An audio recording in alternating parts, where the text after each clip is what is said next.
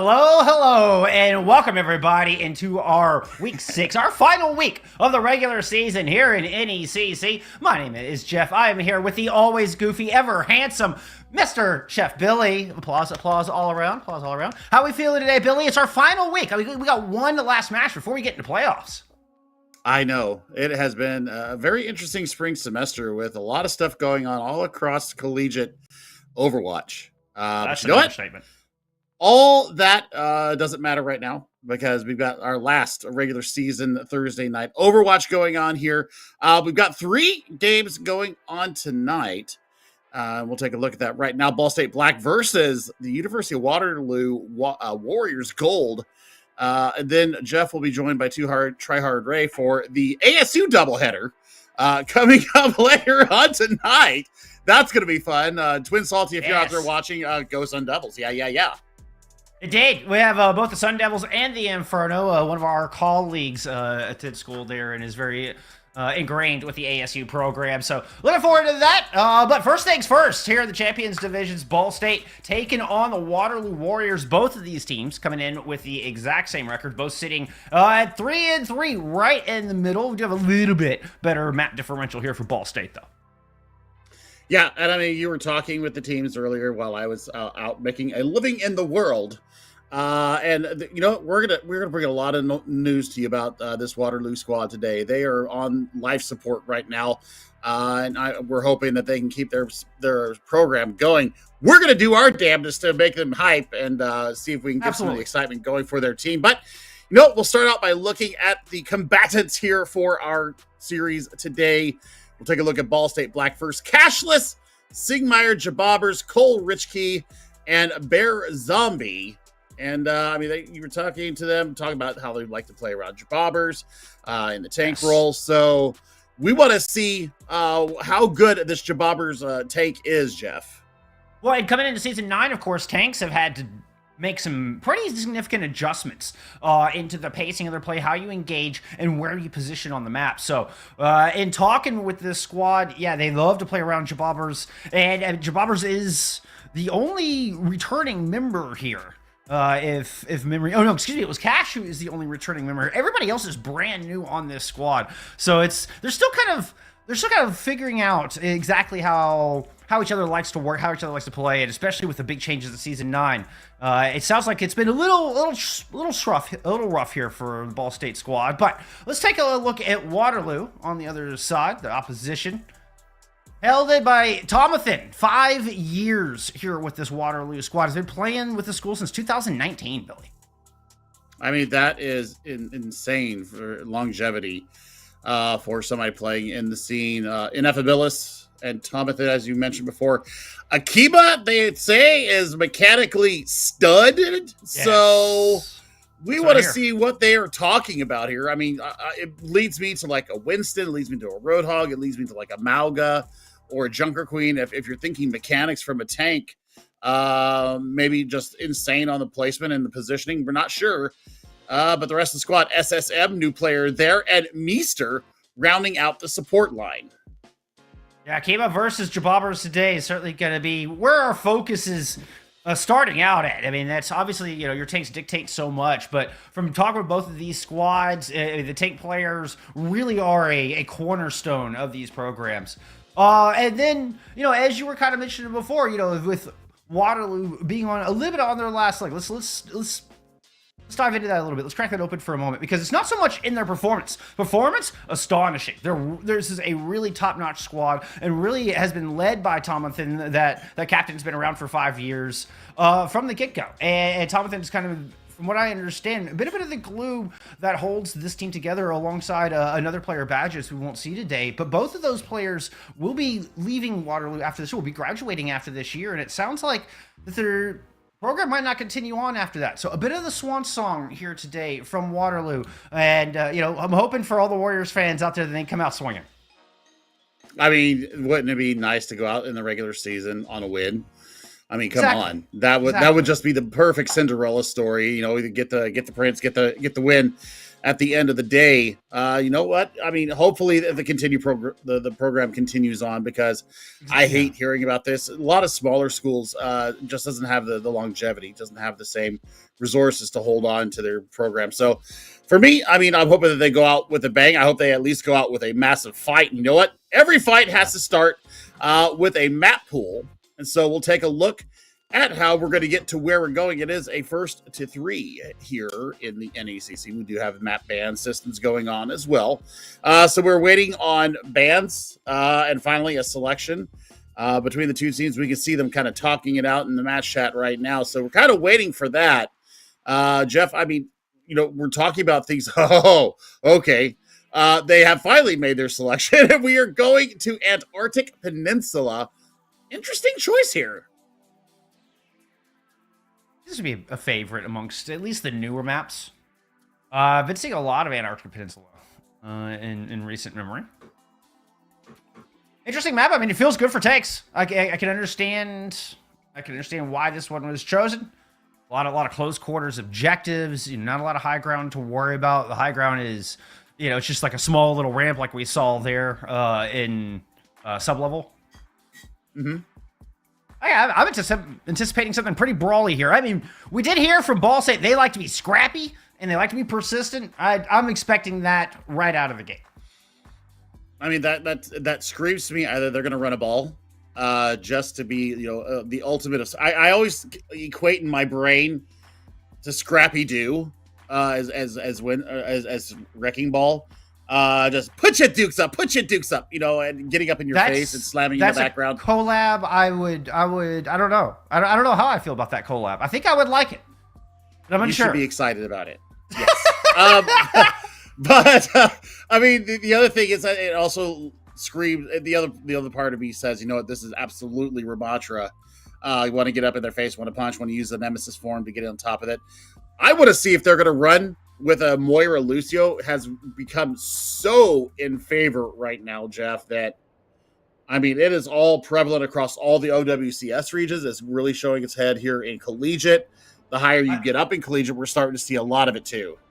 I will say the massive changes that came through on Tuesday have shooken up the state of the meta quite a bit. And support lines that have been changing up, like we're being shown a little brawl right out of the gate. It's going to be the Baptiste favorite out of our flex supports from both sides. No more just yet. Yeah, we'll see how this goes down. I mean, speed is still always going to be the name of the game here. It has been since like Season 8, but like especially now, it is all important. So you're going to have a lot of sustain here running the Baptiste on other side. I like locking the legs here from Siegmeyer. That is going to be some consistent damage, plus a little bit of spot healing with the Biotic Field as well. That added speed can help get into position, too, as right out of the gate, you see Ball State. We're kind of working around the outside of this high ground, but Jabobbers makes the raid and just forces them back, not allowing the Warriors to surround Jabobbers and the rest of the crew. Careful approach. Now Jabobbers has to move in with the Ravenous Vortex, but they got blocked by the shield. Immortality Field used as well. So a couple of resources there for Ball State. They're not able to really get much on the back of it and are forced to back up. I mean, this is just a poke game right now. You know, we're looking Sigma versus Ramatra. Sigma's actually starting to really kind of hold the line here, and it's because of that experimental shield and the kinetic grasp. And Cashless gets the first pick of the day. And what an important one at that, onto the Baptiste. Means Akiba just does not have the sustain. Does end up taking Jabobbers down with a little help from Tomathan, but without that Baptiste, eventually the take does fall when Cap is here for the Warriors, but it's quickly flipped right over. I mean, just the fact that we see Kolrichki get back so quickly, even without the speed boost, was able to get the sustain there.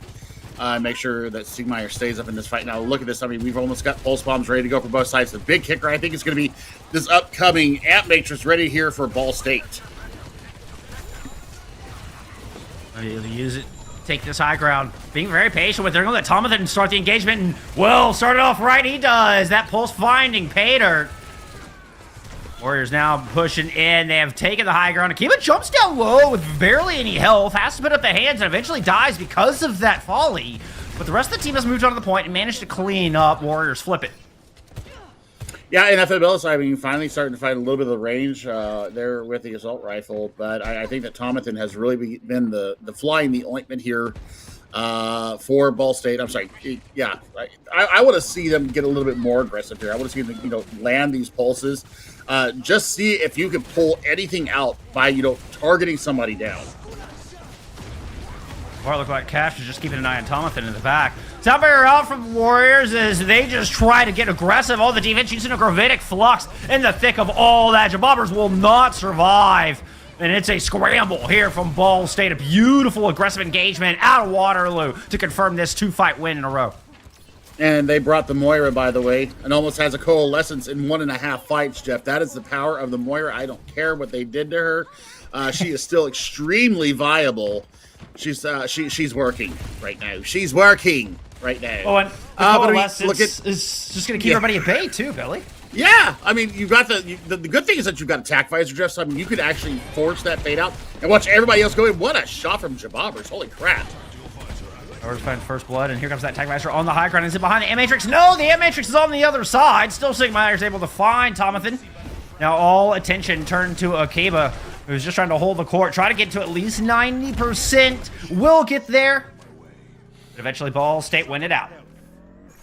I mean, the fact that they only put out the pulse bomb there from Warriors Gold. Swap here coming from Akiba. They're going to throw the hands up into Junker Queens. I mean, here we go. Tank Roulette once again.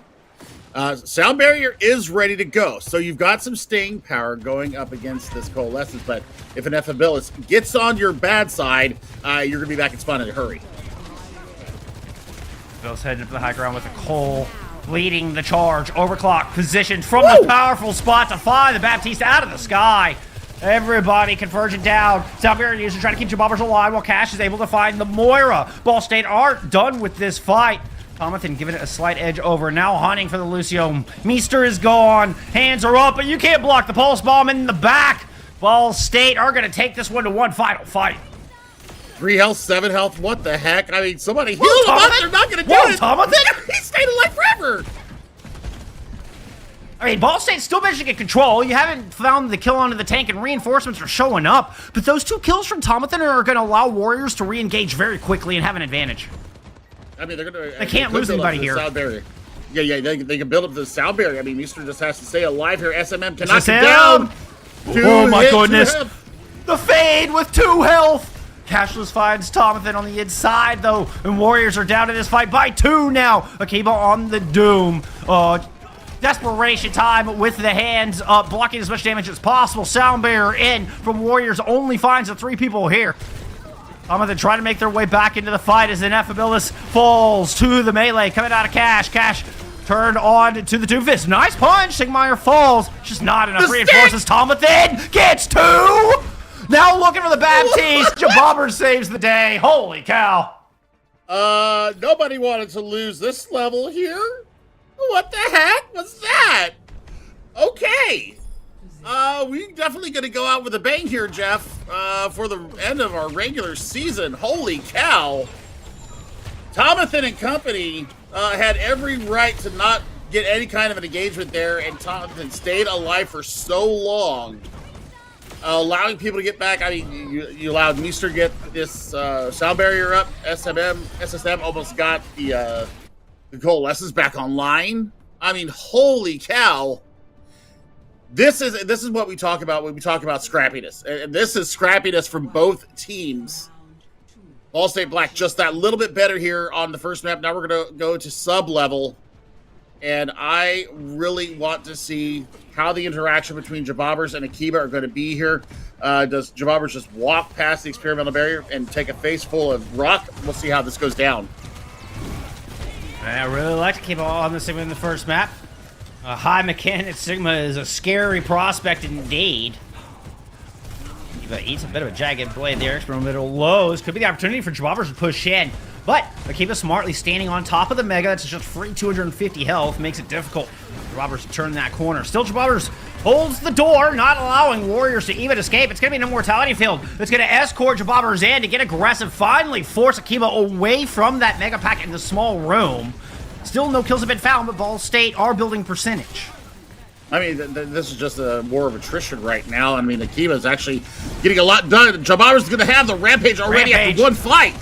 There it is! Oh, that's going to be huge. That's 3. Transcendence isn't even close. Nothing to keep him alive. There's no immortality field here. And Ineffabilis will fall just to the tick damage. Drop it down low. Akiba is looking for any sort of reprieve, but there's an Ant Matrix down there. You got to turn tail and run. I mean, the good thing is that they're going to have this Gravitic Flux going in there, plus an Ant Matrix of their own. Everything's starting to come up online for the Warriors here. Bear Zombie nowhere near close enough for this sound barrier to fight off the Gravitic Flux. I mean, unless you get pulled out of it, there's really nothing to kind of get you out of this Flux animation. So GD's better split up. Got a wild her. Ooh, nice take. The armor kept him alive for a moment. Oh, it's not long. Nope. That was the extra damage coming in from the pulse pistols. The Sin Sigmar back to spawn. Looking for the good position. Needs to use this Flux before that sound barrier's online. And Bear Zombie's inching closer and closer to it. Creation Rock will not land, and our 2 tanks continue to duel around in this corner. You see, Bear Zombie was keeping an Ineffabilis out on the outside and out of the fight for the longest, but eventually Ineffabilis is able to win that one out, and it starts the snowball. I mean, everything kind of runs down, but I mean, they held on to that point way too long. I was wondering, if we were going to press Q there from Akiba. Mechanics are good, but good game decision making is better, and that's what I was kind of hoping for, was an aggressive Flux. Now, looking back, they're going to have this as it comes in, but Bear Zombie's going to have something to counteract, and that's really scary. Oh, not yet. The Flux is just in time. Bear Zombie dies at 99%. Coal Ridge Key is picked off as well. And Warriors Gold, you know what? They waited till the last possible moment, Billy. But Akiba used it perfectly. Used that Flux to perfection. I love it. I'll eat my words just a little bit. I mean, you kind of just by 1%. Yeah, 1%. I mean, there's no way you knew that they were at 1% to those numbers. There's no way. Either that or you are Nostradamus in Sigma form. Yeah, I mean, the second coming of Landon in ult tracking. Sigmar, that Torbjorn pick finally showing up as Tomathan was wreaking havoc there in our first sub map. And Sigmar's counter dive working out. Just a lone pusher from Jababra's on the high ground. I'm not quite sure where the rest of the squad is. Korski is up here, able to keep Jababra's topped off as they're just dueling back and forth with Akiba. Both are building ults at wicked speed. Oh, no. Ooh, nice move. Sigmar finds the Zenyatta, getting this Discord out of there. And here comes Jababra's. Just going way deep into the backline, runs right past the Sigma, looks for the overclocking Ineffabilis, and will find it. Yeah, I mean, this is just a really poor fight planning. I don't even know how they flipped the point back at 70%, but I mean, that's going to do it here for this first map of Antarctic Peninsula in Ball State. Scrappy indeed. They took the fight out of Waterloo's hands, Jeff. If I'm being completely honest, they really dictated the terms of most of the engagements here on sub-level, and I'm kind of shocked. I'm kind of shocked here, my friend, because that was, it was dirty. I mean, they just owned the tide, they owned the space, they owned the engagements, and they owned the first map of the day. A really interesting combination of good fundamentals and team play, but then mixed with that persistentness that they were bragging about. Just this tenacity and not giving up on the fight and staying in it. And that kind of, those two traits will sometimes contradict each other. The smart move isn't always the right play in the heat of the moment, especially when you're down in these 2v3 scenarios. And Ball State stick around in that fight, and they're willing to commit ults in those risky, scrappy scenarios, and they win out those engagements more time than not. At least they did here in Antarctic Peninsula. I mean, and maybe Waterloo's just not a really good control team because they seemed like they lacked decisiveness in certain engagements. I kind of highlighted it with Akiba with the Gravitic Flux. He comes back and gets 1% bear love there to sound barrier that would have saved everybody in that moment. But they were just being pushed around. The fact that they held up there so long and that Jababra's was able to build a rampage in one fight because they just stubbornly stood in that little small room on Mega while the rest of the team's like, if you guys are going to be up here fighting one person, we're going to go get that point over there. Thanks so much. I mean, they ended up losing 70% of progress just because they stubbornly held up there. So we'll see if they got some better decision making as we head into our escort map. I will say it was a smart swap out of Ball State bringing out the Torbjorn. Not only, and it seemed a little quiet. I was questioning it probably for the first half of that second sub map, but got a really important kill on Automathan. That started things off, but even more so than that, it was the kill onto SSM. It was the kill onto the Zenyatta. That Discord orb was, I think, at the core of the strategy there for the Warriors, and they just weren't able to quite ever get it on Jabobbers like they wanted. I mean, you can see a lot of attention was focused on the Junker Queen. The Discord orb is instrumental in taking down the JQ, and then once they Sigmire was on the Torb. Once they found that kill onto the Zen, it was just all over from there. Like the whole thing just fell apart. It was a really smart swap, and it was just a couple of key picks off of that Torbjorn that really was the difference maker in that second sub map. I mean, I like Sigmire on the soldier as well, locking the legs. I think the real problem here for Waterloo was that Ineffabilis wasn't really a factor unless they had overclock. They weren't doing much in the neutral. That was something that I kind of spied my little eye there. While Tomathan was in there being the annoyance, getting on the flanks, getting behind people, finishing kills out, really going in with what Akiba was trying to throw down. And Ineffabilis was kind of off on the side, kind of doing their own thing, wasn't really engaged with the core of the team. So a little bit more production out of Ineffabilis. I think this turns it around for them. Meester had a little bit of a connection problem, but they're back in our lobby now. I also want to talk about Bear Zombie. I mean, the speed engagements and the disengages from the aggression coming from Akiba once they started getting the gears grinding. I mean, beautiful movement speed, beautiful judgment, engaging of when they needed to disengage quickly. Really fantastic job. Cole Richke was having a fantastic time there on the Baptiste. I mean, just keeping Jabobbers in fights. I mean, it was easy. It was easy. There was no real defined and definite push coming from the Warriors. So we'll see how they turn around here in Escort.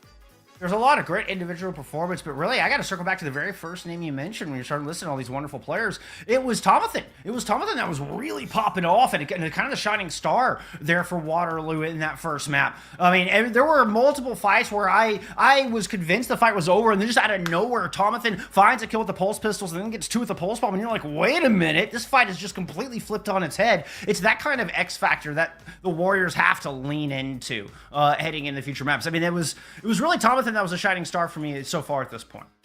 Right. And I think that, if you pair Tomathan with like a soldier, with like an Echo, I think the burst damage, I think the mobility, also good as well. I think providing a little safe spot to kind of rally back to if you're going to go off on these flanks, because they were doing their job.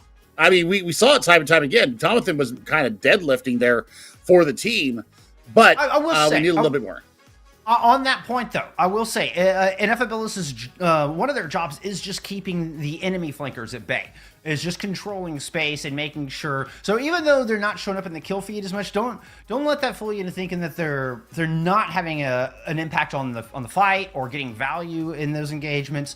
Because a lot of times, I mean, it's one of the reasons like you don't run Tracer Echo because it's super greedy, right? I mean, you might be able to burn down a tank, but you leave your flanks wide open. And just the threat of a Sojourn up there, having that LOS on those off angles will keep a Tracer from moving in from that direction. So you don't necessarily have to get kills with a Sojourn to be providing value.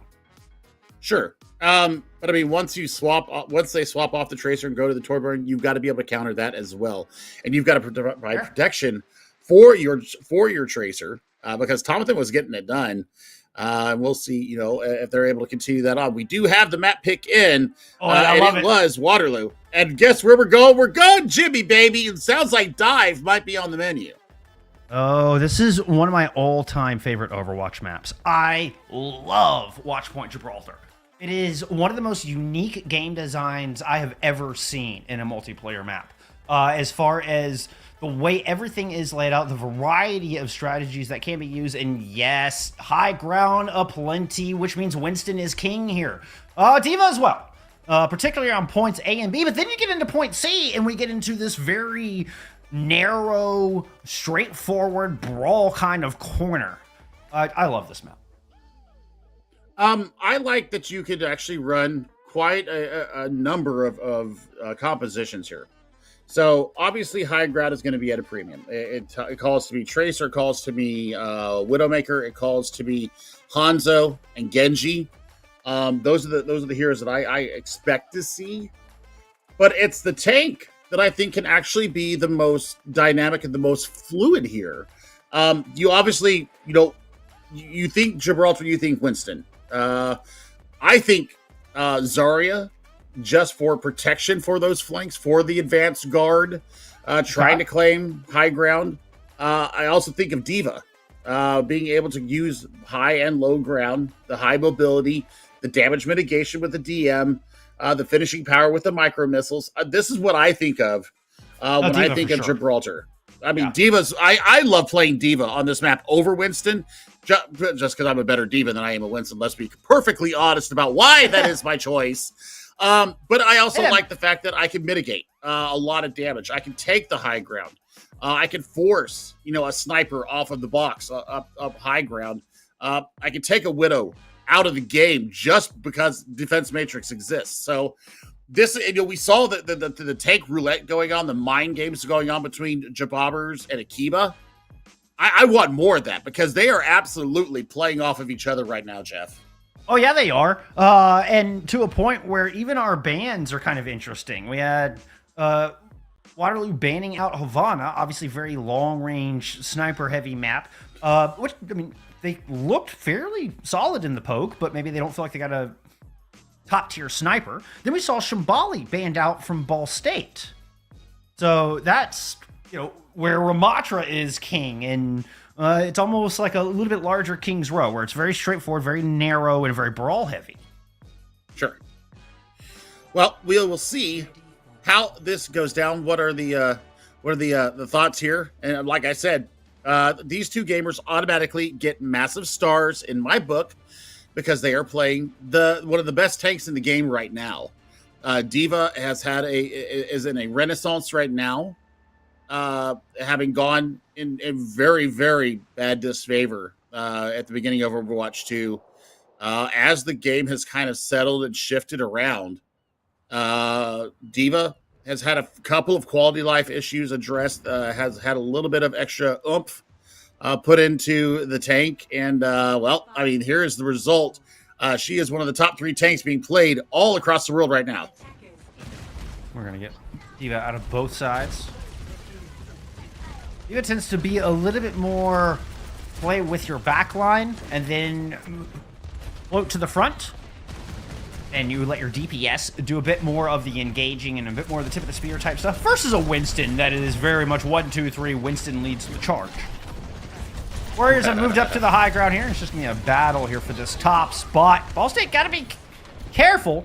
Abilis will just fly around and nuke them as the Echo, but decided to just opt to go down low. Both teams are rotating back. I love the Echo pick, though, because you're going to get a duplicate out of it. And obviously, you need to be going for Diva in that moment. The big problem right now is that Meester needs to be able to keep Akiba up, and with a Bastion on the field, Sigmire takes to get first kill. That's a lot of damage for Warriors to be walking into, especially down at the car wash. It seems like that's where that's happening. I mean, catching a Lucio with one of those grenades, that is not an easy feat. So props to Sigmire for that one. As such, Ball State have reclaimed this precious high ground.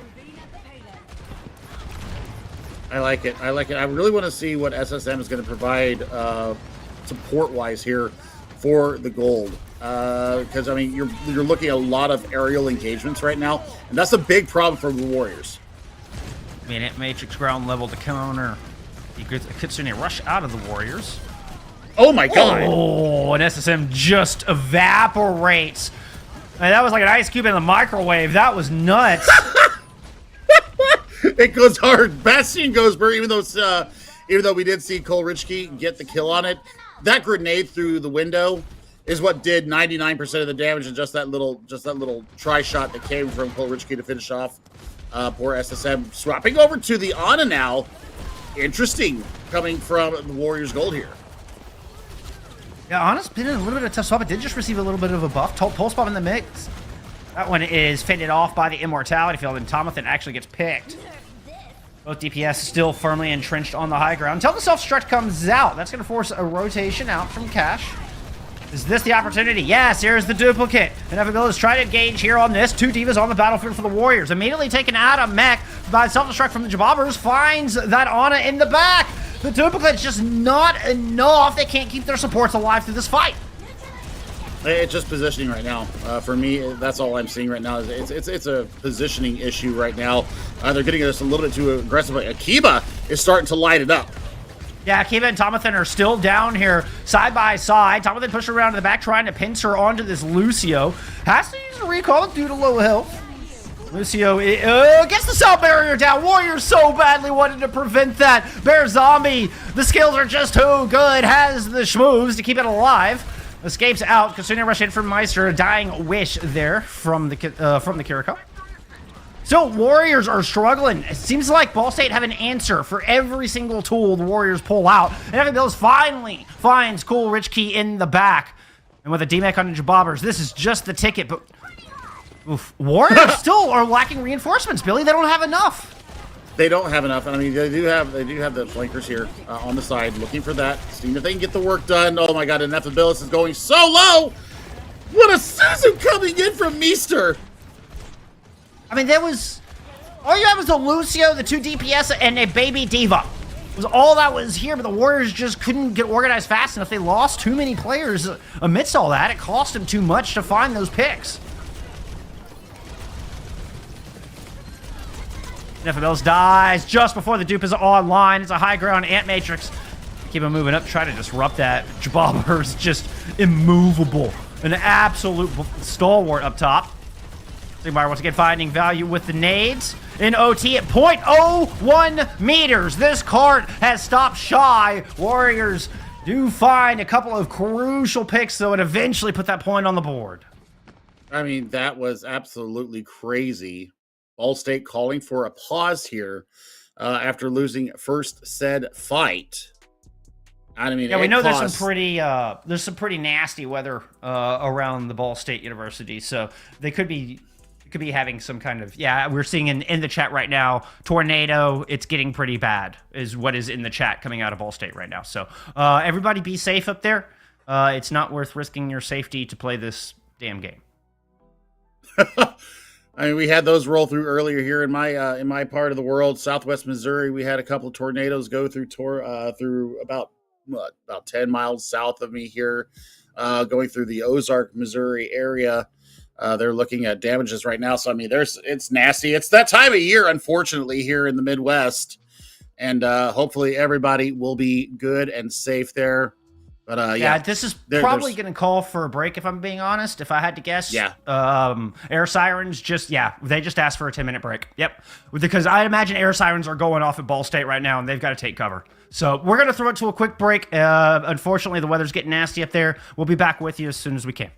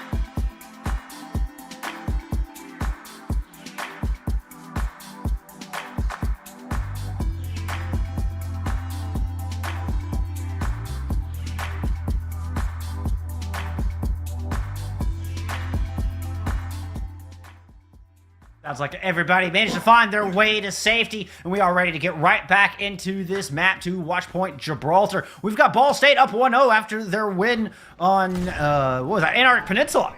Here as they are on the attack, just able to cap point A and get some time on the board in overtime, Billy. Yeah, I mean, they've got some stuff to work with, too, my friend. They're going to have the Kitsune Rush, which I think they should go ahead and lead out with here in their defense. Now, Ball State, I mean, they're going to have a self-destruct of their own. Big anti comes through from SSM. That is actually fantastic work. Doesn't last. Good chase out of Jobbers. As everybody else is just sitting on the high ground, there's no chance to get healing. The Baptiste, really needs you to be on ground for that healing to have max effect. So hard to hit a diva mid-air.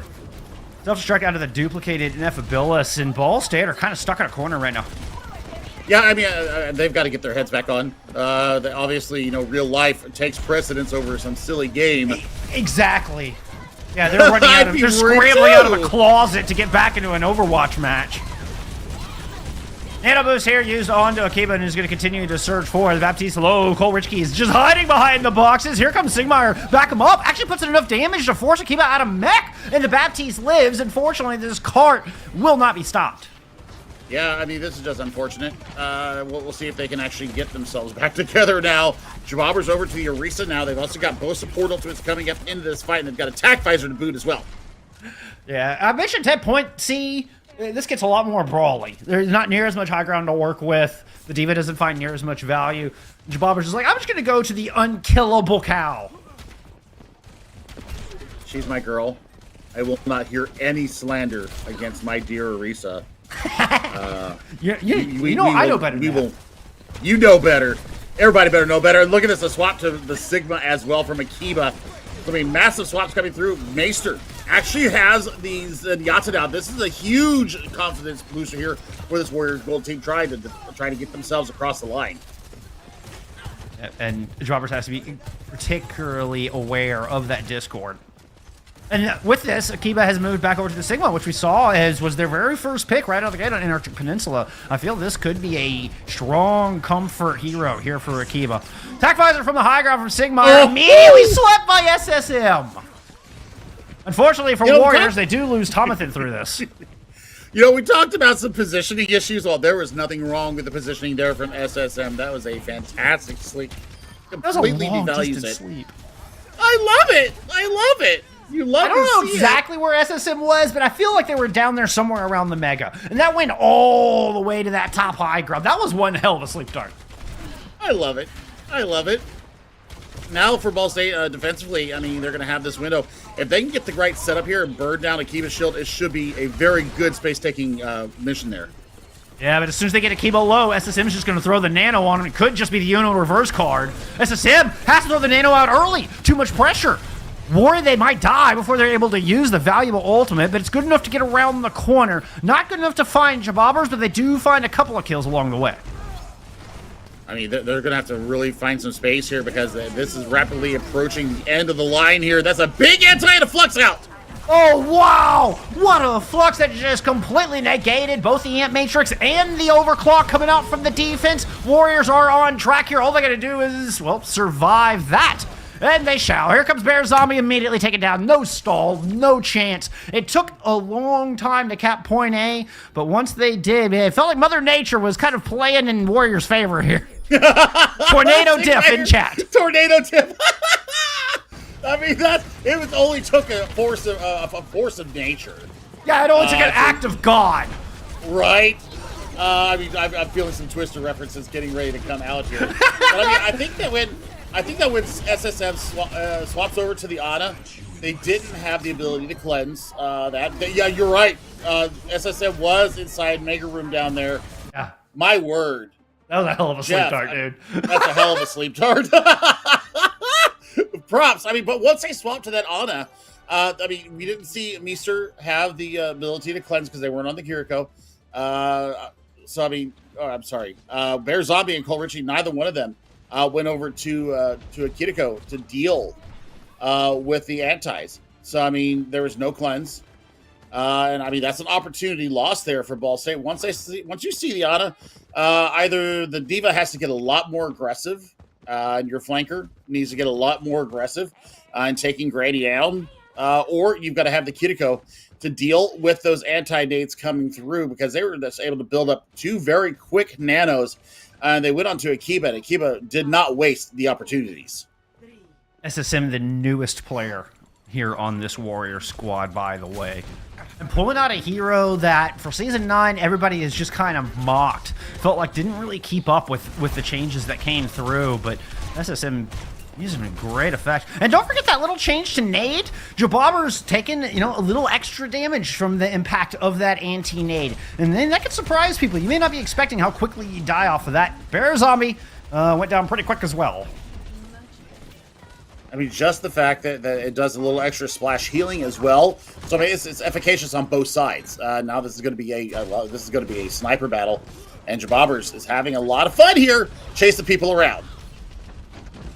Nephibilis is rolling the high ground, pushed all the way up to the catwalk to find Sigmire in the back, and gets cash. What a flank coming out from the Ash, and Nephibilis just sealed the deal on this one before the fight even started.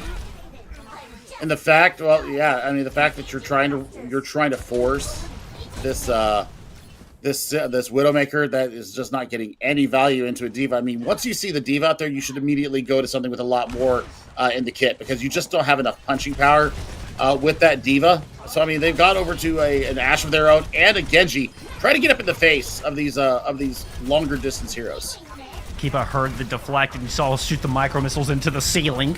They were avoiding having their own micro missiles deflected back into themselves, is why we saw Kiba just shoot the wall. Sigmire with no cooldowns gets caught out, one in the corner. Doomfist here from Jabobbers up on the high ground immediately is out of there. I mean, look at the support coming from the Warriors right now. I mean, they have Blue Box controlled. They have a self-destruct on the line. They're going to have a pulse as well. But we're going to see SSM, the newest member, put out another damn good nano. I cannot wait to see if they can go on to Akiba again. See if they can get a lot of work done here. But I mean, Cole Ritchie is going to have something to say about that. Man, Meester is absolutely hunting heads right now, Jeff. Yep. Meester's trying to get the Bryn call out of me. You won't get it. You won't get it. Akiba, I mean, really towing a line, doing a really good job of limit testing here on the diva. There's a few times where I was worried they're engaging on the back of those 2 kills. Akiba goes in with like 250 health just to clean up on the back of it, and it works. Such great trust, and now a full war chest here from almost both teams, Billy. This next fight is going to get nasty. Oh, and there's no immortality barrier to save you now.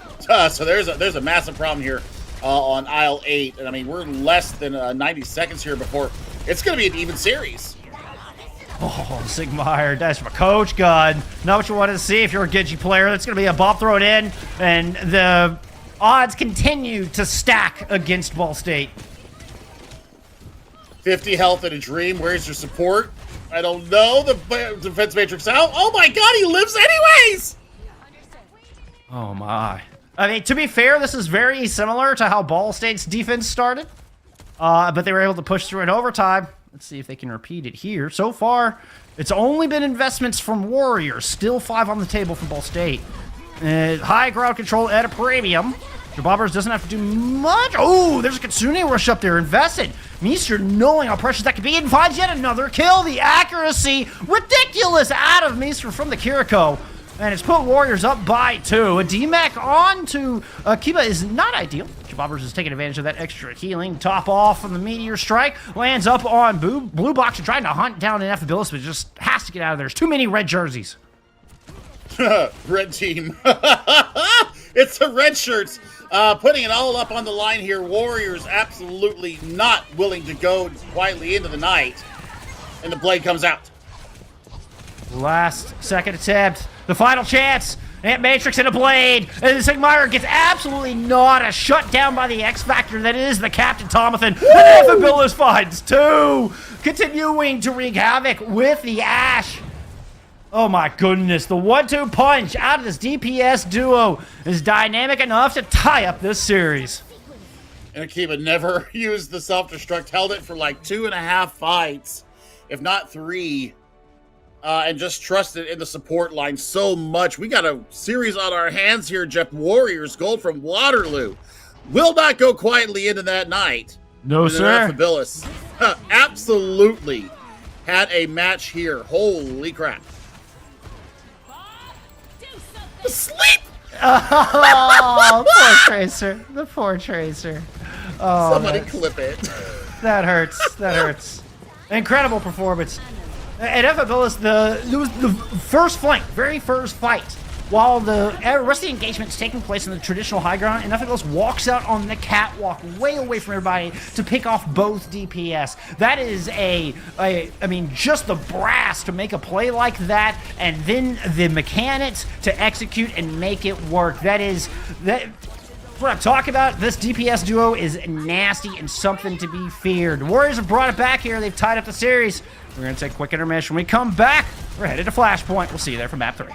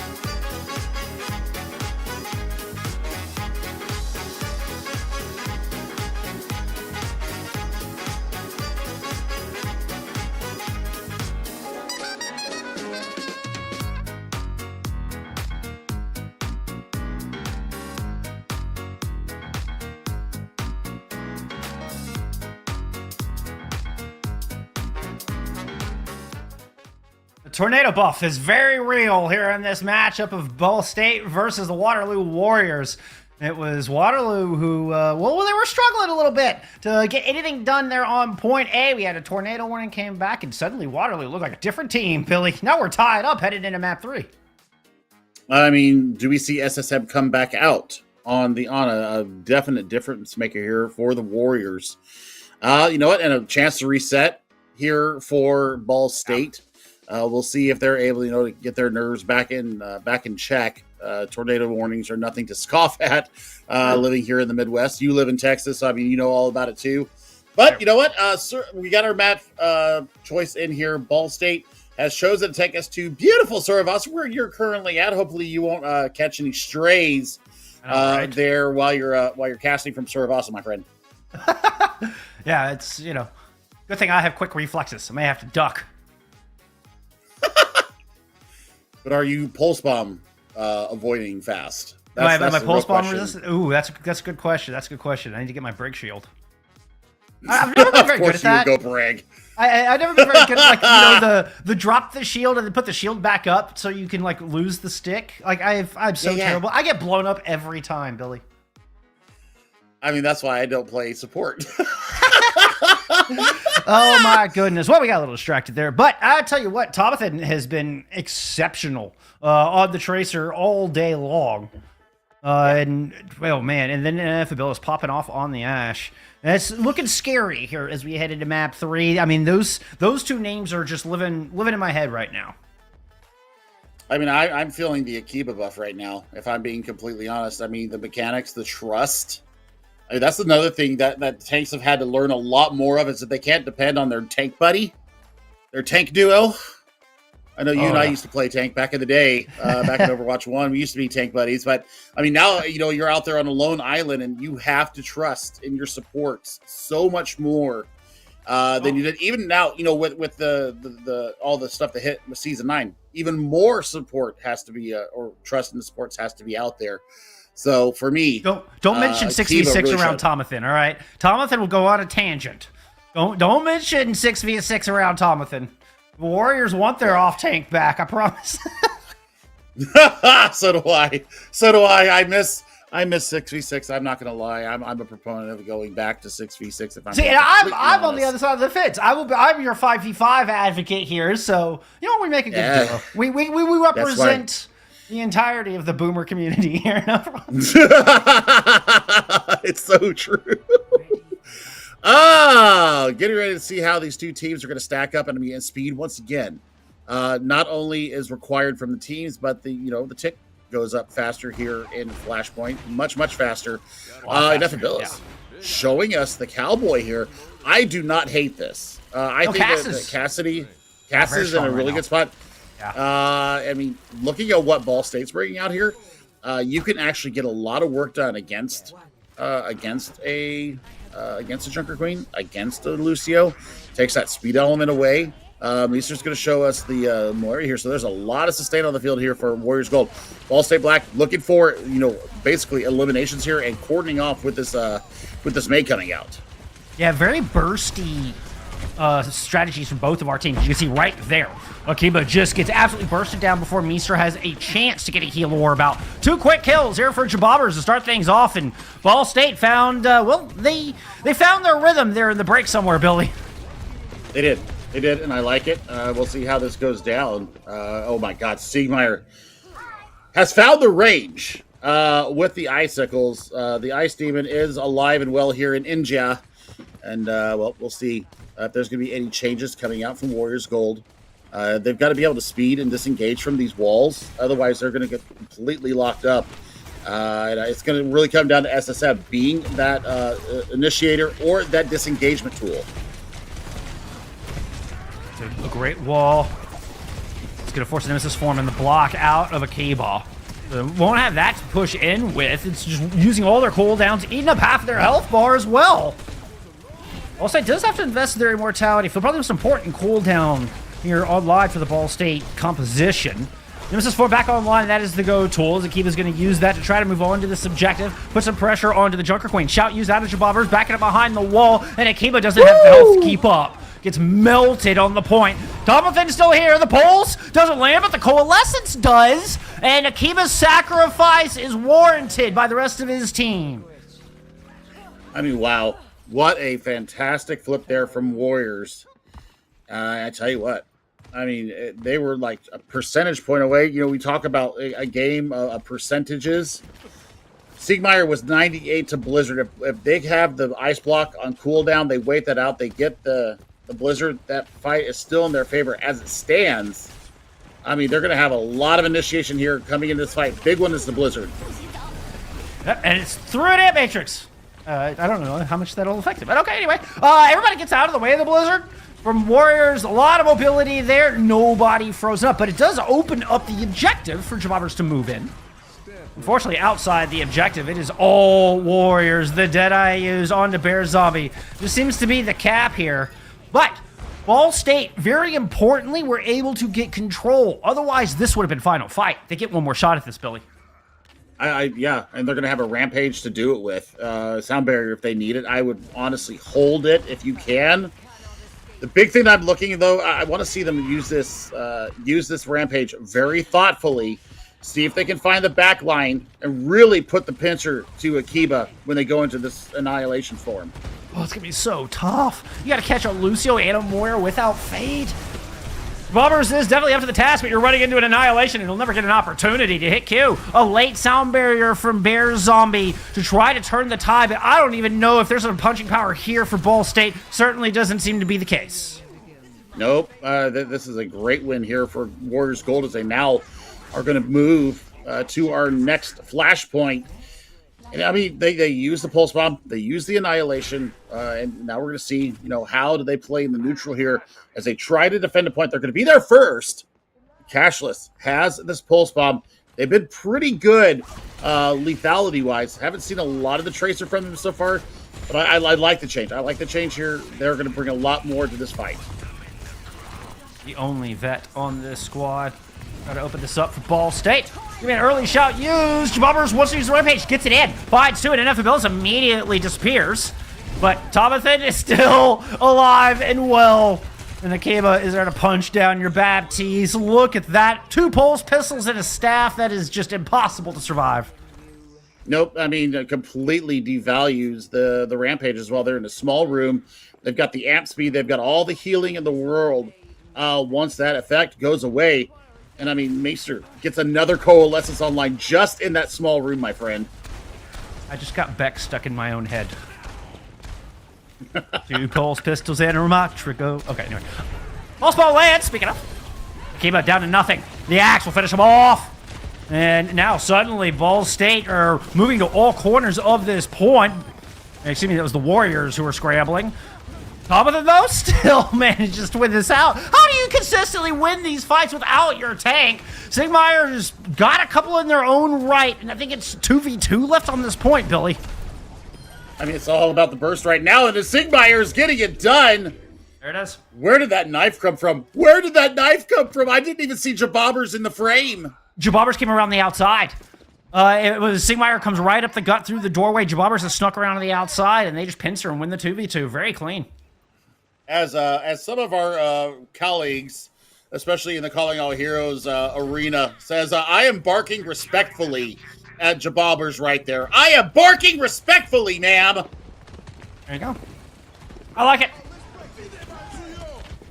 SSM is trying to break it down, but there's an Matrix up top. Ooh, barely dodging the pulse bomb coming out from Tomathan. Still, Coleridge Key cannot survive.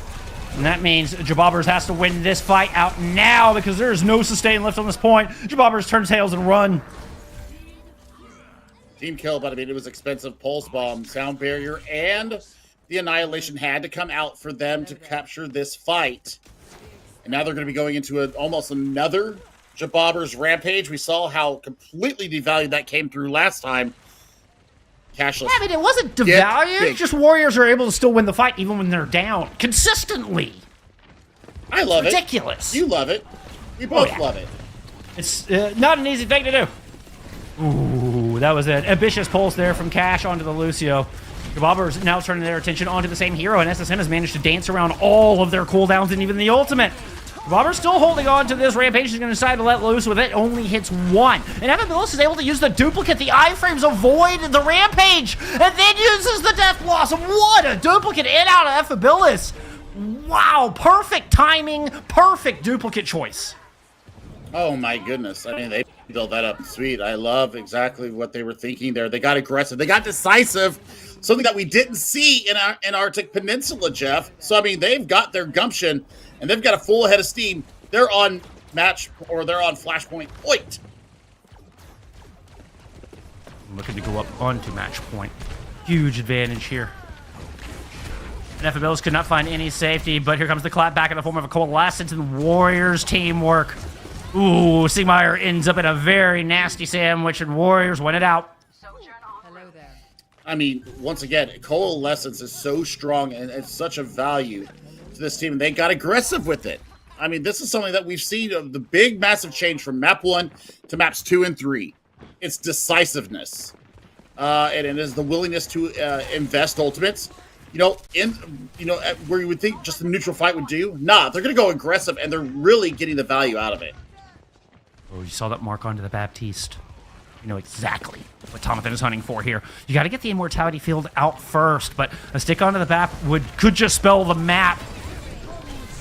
Ooh, Tomathan doesn't find it. No other team will find it. Soundbarriers are now out for both teams, and this fight is going on in earnest here.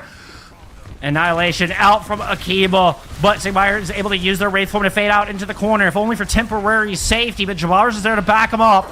Ant Matrix now online. Oh, but the Death Blossom is immediately shut down. You try the Death Blossom in a Disruptor shot. Annihilation out of Jabobbers to swing it back the other way, and it will. A 2-for-1 trade, and we're down to a 3v3 on this point. Ant Matrix is still up from Ball State, and Jabobbers is going to step behind it. All attention turned to Akiba, the brunt of the focus, and falls to the Hemhawks coming out from Jabobbers. Now attention on to the Moira and Ball State. Well, they've won one, Billy. Well, I mean, hello? At some point, Ball State had taken control of this Flashpoint, because I thought that it was all going Warriors Gold direction. I thought they were approaching 99. Nay. They flip it at some point, and then Warriors Gold take it back, and now we're at 81% and counting, and you're looking for a pulse bomb here from Cashless. The only ultimate online for that team. Recall has invested early to avoid disaster. Trying to use the pulse to counter the coal, and no, it does not land. And Evan-Billis' rail shot is the one that lands. And Evan-Billis, that is. Fading aggressively. Meester going right for your Baptiste. Love it. Absolutely love it. That is aggression at its finest. Meester is one of those Moiras, by the way. One of those Moiras that I always claw at the sky about. It is the DPS Moira that every comp team just screeches at the moon over. But now we've got a pulse bomb ready to go here from Tomathan. We know how good they have been all series long with it. Now, do Ball State enter for that side. Okay, Tomathan is just going to go right back and re-engage. Throw it on the front line this time. Puts a lot of damage onto Jabobbers. And that's going to get Immortality Field and Sound Barrier. Ball State would love to get a kill here on the back of those investments, and Cashless will deliver. Back on the objective, there's an Annihilation, though. SSM dying 5% away from Sound Barrier. Disastrous for the Warriors. Ball State in a great spot to flip this back over and grab their first point here on Suravasa. I mean, Siegmeyer's on the Echo now, so I mean, there's a lot of burst damage. And Evan-Billis? Oh, okay. Yeah, I thought they were about to turn it. I thought they were about to turn that. As it stands, that is the first Flashpoint here into Ball State. They're coming up on some big ultimates as well. We got the Pulse Bomb and the Ant Matrix about online. The big one for me is going to be Sigmar. Where do they go with the duplicate? Do they decide to go for a Sojourn? Do they decide to go for a Moira and get a fast coalescence? That might be the ticket here. If NFMS was able to bring back a 1v4, if I can't say in a 4v1 that the fight is over, my brain would have just fallen, my world would have dissolved. And in the back, Cash's pulse does not land, but there's an Ant Matrix on the point, and Warriors have to just hold on the outside. They're going to use a sound barrier to move in, find Sigmar. See if they can find the tank as well.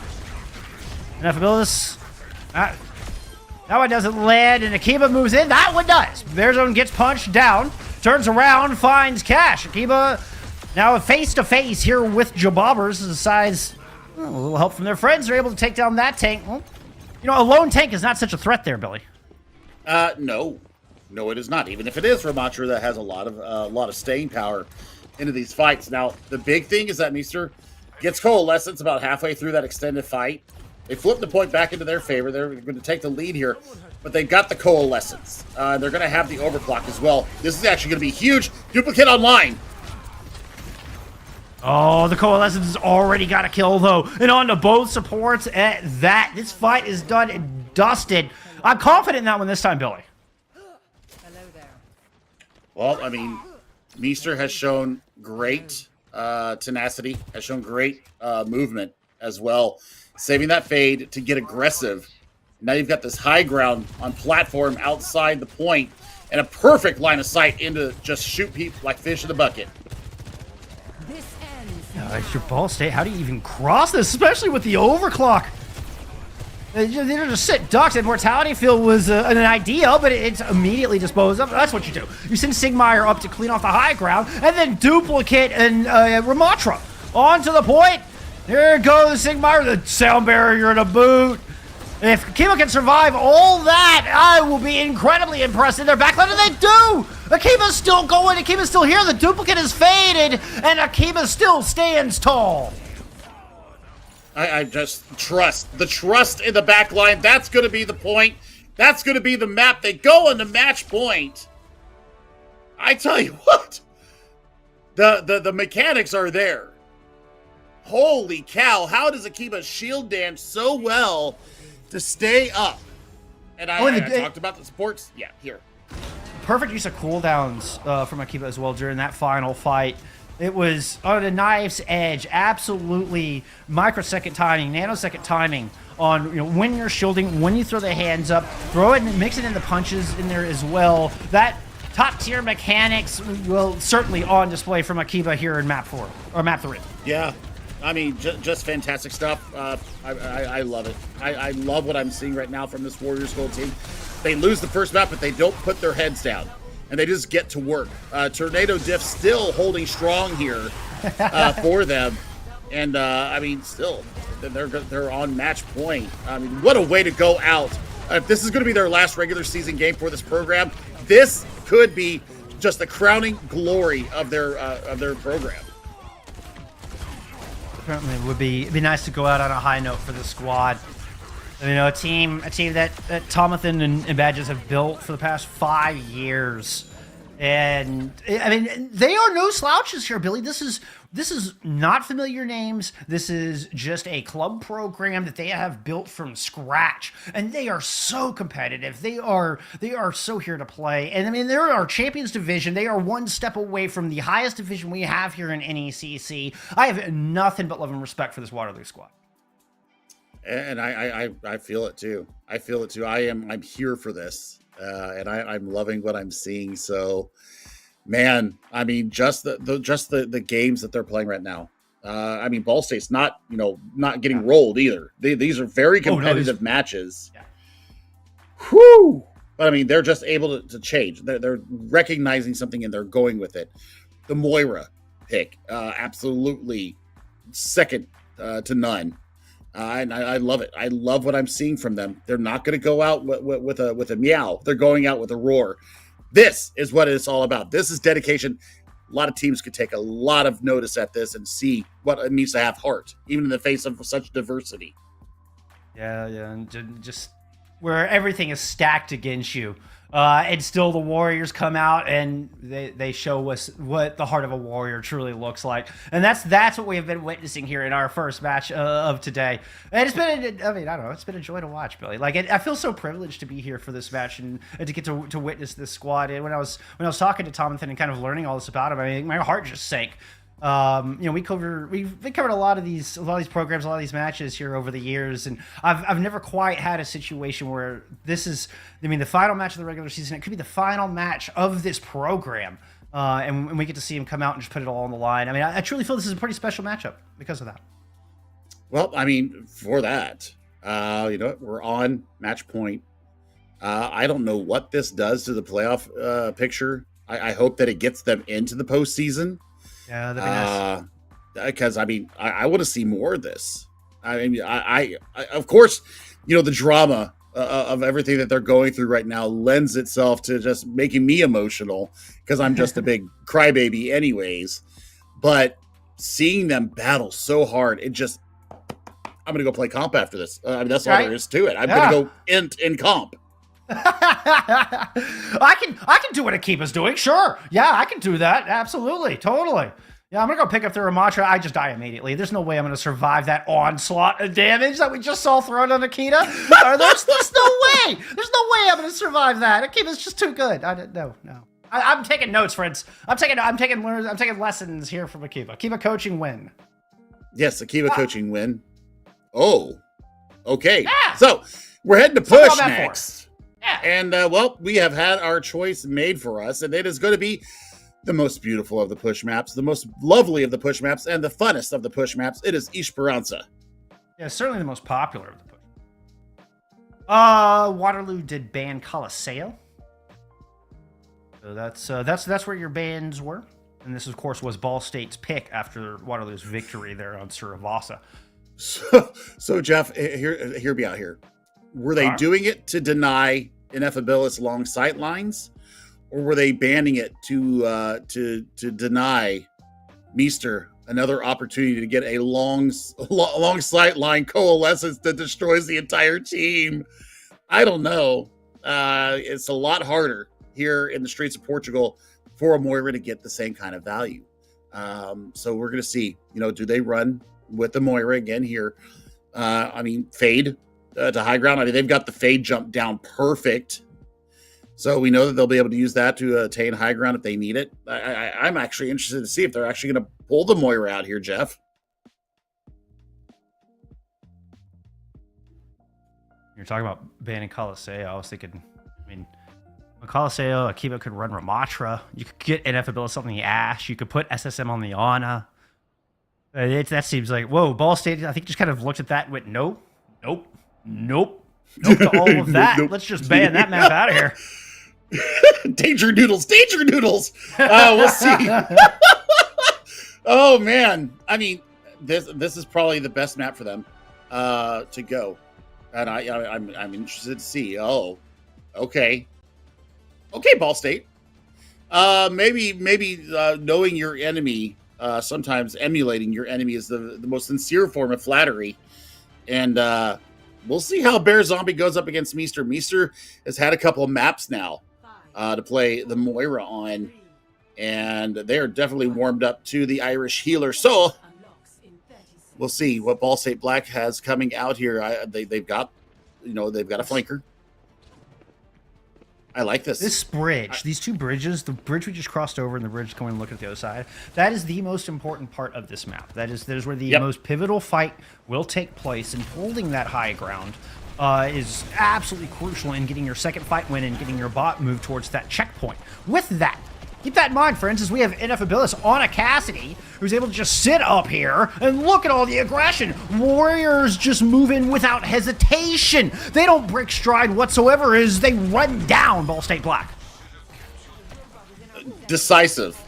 That's decisiveness once again, Jeff, and that's something that, especially here in Season 9, the gumption, the decision-making has to be on point. If you're going to go in, you have to do it with your whole chest. And that is exactly what Waterloo is doing right now. They're going with their entire chest and saying, I'm going to take this fight. I'm going to win this fight. You can't do anything about it. Commit to the bit, Billy. I think that's what... Commit to the bit. And, well, Warriors are trying to commit here, but, oh, that was a giant rock that Akiba just ran face first into. Jabobbers decides to drop out of the window. Might have been just landing into the middle of a hornet's nest here, but some good reinforcement out of the teammates, and Warriors cannot pursue this kill onto Jabobbers. Jabobbers is able to kind of sneak away with TS1 for a minute, and our DPS duel each other from the high ground. Cash has moved in down low through Mega Room. Actually, that was just an escape in. Oh, that was chasing Tomathan. That's what I was saying. It was Tomathan who was moving into the flank, and Cash thwarts it. Oh, the pulse could be huge here. If they land it, nope, it's out. Yeah, Coalescence, this is what's going to end up being huge. Already melted through your Baptiste. Annihilation now out from Akiba as soon as the Coalescence ends. Really good layering of ultimates out of the Warriors to keep constant pressure down. But Akiba oversteps, bit off more than they can chew. And Cash and Sigmar strike back in a big way. Wait, Meester? No shot? The Moira? Moira. Meester! Really, the Moira? Tomlin's in there too. We're down to a Tracer 1v1 and Cash wins it out. Okay, I mean, this is probably one of the most entertaining matches that I have seen in quite some time. Moira surviving on 0 health. Getting Tracer 2 picks. battling around the outside. Yes! I love it. I love it. It's wild. And there's a world where there's a 4v2 that is not a convincing fight win for the people who have 4. My caster brain hurts. Moira comes through and gets 2 picks and a 4v. Oh, all right. Top of that down low already, as Ball State, I think, are a little mad at Tomathan on that Tracer. Meester is too far away. Gravitic Flux out from Jabobbers, who's very low in their own right. They actually fall first. They don't get the slam down. Akiba was 1. If Jabobbers gets that Flux off, Akiba's dead. This fight is looking very different. As it stands, it's going to be a team wipe. They're going to get to the checkpoint here. And forward spawns are going to come up online. So this is about aggression now. I love that they're taking Mega Room here and providing that constant source of pressure. And they're going to have a little bit of high ground control as well. Ball State always under duress, always in the threat of dying immediately, especially when Affabilis is on the other side. Akiba with a wide swing, just to kind of get that vortex into the back line. I think to help focus down Jabobbers up front. But there goes an aggressive fade in. Akiba pops the Nemesis form, hands up, use that coalition to try to heal. Unfortunately, Jabobbers does not have the same. Bear Zombie is still 25% away from it, and it's a difference maker in this one. Ineffabilis with a 3K in that fight. We're not letting the Moira go. SSM, the newest player to this squad, has been a hero here for this Warriors team. Warrior Spirit go raw. And SSM is having a fantastic day. Warrior Spirit go raw. Truer words have never been spoken, my friend. SSM now in a bit of a duel on the outside there with Cash. Circles around to keep him marked. Has to just amp speed out of that room. Look at the entirety of Warriors go back with it. Great disengage from the Ant Matrix. And now they're going to counterpunch with an Annihilation and the big Omnic Butler into the back. Coalescence is out from Bear Zombie, and Meester actually oversteps both supports. Now absent here from the Warriors. Ball State stay the course and able to fend off the counterpunch. Oh, man. But, I mean, that was on a knife's edge there, Jeff. And I'm not sure. Oh, gosh. Jonathan. In deep. Bereft of any warriors around them.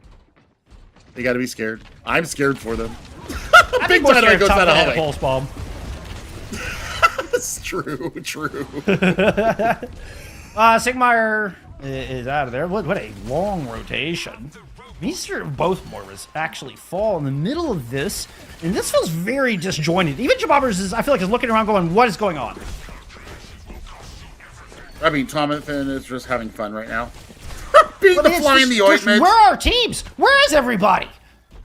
What kind of team fight is this? Party? It's not a team fight, sure. I can tell you that. No, it's just Tomathan stalling the point and waiting for everybody to rejoin. It just looked really chaotic. I feel it. I feel the chaos. I mean, Sound Barrier here to kind of stay the course in this Annihilation. The big kicker, though, is going to be Sigmar. They're going to have the Omnic Butler again. Warriors, fearless as they push out. they always seem to make the first move. They do not hesitate whatsoever. We get the Bobbers chasing down 1, but Akiba has chased down 4 in the meantime. Well, I mean, watch for Jabobbers from the back. Maybe try to take a little bit of a off angle. See what they can get here. Yeah, I mean, throw the Vortex out there, let them have it. Warriors definitely have a go fast approach to their strategy. They're holding the corner here. They have a coalescence to engage with if they want. I'm guessing they're trying to build up to the rest of Akiba's. Well, never mind. Akiba just goes in. Annihilation or no. Ends up being a trade for their own Moira. Ooh, it SSM doesn't make it down around that wall in time. This is Ball State now trying to take advantage of 2 early picks and see how far they can get with TS1. This is like one of the most, since the first map, this is one of the times that they felt a little bit indecisive with their engagement, and they pay the price for it. I mean, that Coalescence was doomed from the start at half health and just gets blown up mid Coalescence. So, I mean, that's a big source of healing gone right now. This should be Ball State Black trying to take the initiative. They just need to rotate their ultimates. Bob should be held until the last possible second. Oh, Bearstone gets caught out. I know. I mean, Cash was screaming for that rotation. You see all the eyes up, and still, Ball State cannot safely disengage as the Warriors move in with their super fast approach and catch Meester and SSM off guard yet again. Lucio Diff. That was Coleridge Key and Bear Zombie. Excuse me. Right. I mean, it's Lucio Diff. It's the ability to speed in and speed out of these engagements. So, I mean, that's what they're lacking. I mean, they've got a lot of burst healing. There's the forward spawns back again. But, I mean, they're going to have Bob. They're going to have almost all their ultimates coming in this fight. They need it. Well, there's the Bob right out of the gate. Unfortunately, Dynamite bounced off the shield. Robbers pops an Nemesis, and there's just a Lucio there. And Annihilation comes out from the other side. Akiba wants the space back, wants the close spawns for the rest of the team. Not able to fight it. It's just too much damage here at the choke. Bob thrown in late from Ineffabilis in lieu of the tank being gone. Is this good enough for the Warriors to get the checkpoint? Yes! Akiba got close spawn just by like half a second there, Billy. That was, wow. Huge. All right. I mean, what awareness out of Warriors. Right from the high ground? Hello? Oh, we got a Sombra on the field. This is dangerous. This is a change, too. And, I mean, Sombra is a lot more viable right now, Jeff, so I'm looking to see if they're going to be able to use this to their best advantage. EMP coming up a little quicker now. It's going to be Annihilation shut down. As Jababra's trying to pop that on the front line. Thinking they had a rush at their back, but Warriors just outlive it. They burned it out too fast. Kitsune Rush is still not enough. Look at the Warriors move into the Kitsune Rush to find that kill on to Cash and are now just racing towards the spawn door, picking up kills all along the way. I mean, honestly, who does that? Who does that? Runs into a rush, yes. Oh, that's Stones. That's Stones. That's a Warrior's heart right there. The one clip. Ooh. Close. Looks back in. Finally uses the recall. Good patience on the recall. The heals are there, though. You can't take out... Oh! Careful, Zin. Zin got out of the LOS of the Kiri there for a moment. That was a fatal mistake out from Bear Zombie. Now there's nothing to heal Coleridge Key. Tomathan just decimates your support line. Yep, I mean, that's just aggression once again. They're going to go ahead and, I think, win this entire map out. And that's it. The time runs out, but, I mean, they were on the way. 3-1 victory here for the University of Waterloo Warriors. Possibly their last appearance here as a team. And I tell you what, they went out with a bang, Jeff. Quite a big bang from Ineffabilis and Tomatham in specifically. I mean, the DPS line were just lights out, so good. Winning fights that I thought there was no shot Warriors would win. And Ineffabilis and Tomathan somehow managed to turn around so many of these engagements. Incredible performance. I think I'd give Tomathan a player of the match if we kind of did that kind of thing. The captain of the squad, really leading them. I mean, for 5 years, building this program up from scratch, and to have this fantastic performance here today, kind of a pinnacle of the Warriors program. I hope that they make it to the. I hope they make it to the postseason. They deserve it. Oh my God! I mean, this is just a fantastic turnaround. Tornado diff. We'll be calling this game for the tornado diff for a while. I mean, Tornado they called diff it themselves. Yeah, tornado diff absolutely came true today. Because I mean, Ball State Black had their head of steam going through Antarctic Peninsula, and then the tornado warning happens, and Warriors just sit there. They talk about it probably while they're waiting for Ball State to get back. And they come out with fire in their eyes, and they absolutely take the rest of this series. Ball State have a really good fundamentals. I mean, they had some really good teamwork, but I think Warriors were explosive and they were decisive today. And I think that was a big difference. Is that a suggestion for Ball State? Honestly, I think it looks like they might have gotten a little too conservative. Maybe pulled back once we got into the Season 9 patch to try to keep Jabobbers alive more, and perhaps have swung the pendulum a little too far in the conservative direction. Make sure you stay decisive. I think that's what we saw out of the Warriors that we were liking so much, Billy, right? The aggression they showed us, the decisiveness in their engagements. Warriors had that in spades. That heart, man. I'm so happy. I'm so happy right now. I mean, I'm bad for Ball State because I mean they came out the gate really on fire, and I think that tornado warning really did do a number to the mental. And I mean, no doubt, it would do it to me too. Here's how we got to where we are. I mean, yeah, it happens. It just happens. So, well, I mean, and Ball State came out in 2-0, right? Like out of the gate, we saw Ball State coming out. I mean, on fire, hitting every mark. They looked warmed up. Didn't look like they had missed their scrims or missed their warm up. Everybody was in sync there in the first map, and even on the defense to start off Watchpoint Gibraltar. Before we had the tornado warning. And I love the squad. I mean, it's a very fresh squad. Self-described as scrappy and persistent. But yeah, the Warriors are the ones at the pinnacle today. They've got the spotlight on them, and for good reason, my friend. It's a hell of a SWAT song from them. I hope we get to see them at least one more time. That'd be nice. We are going to get to see a little bit more Overwatch tonight. We're going to take a little intermission. When we come back, it's going to be your ASU doubleheader, and NECC returns.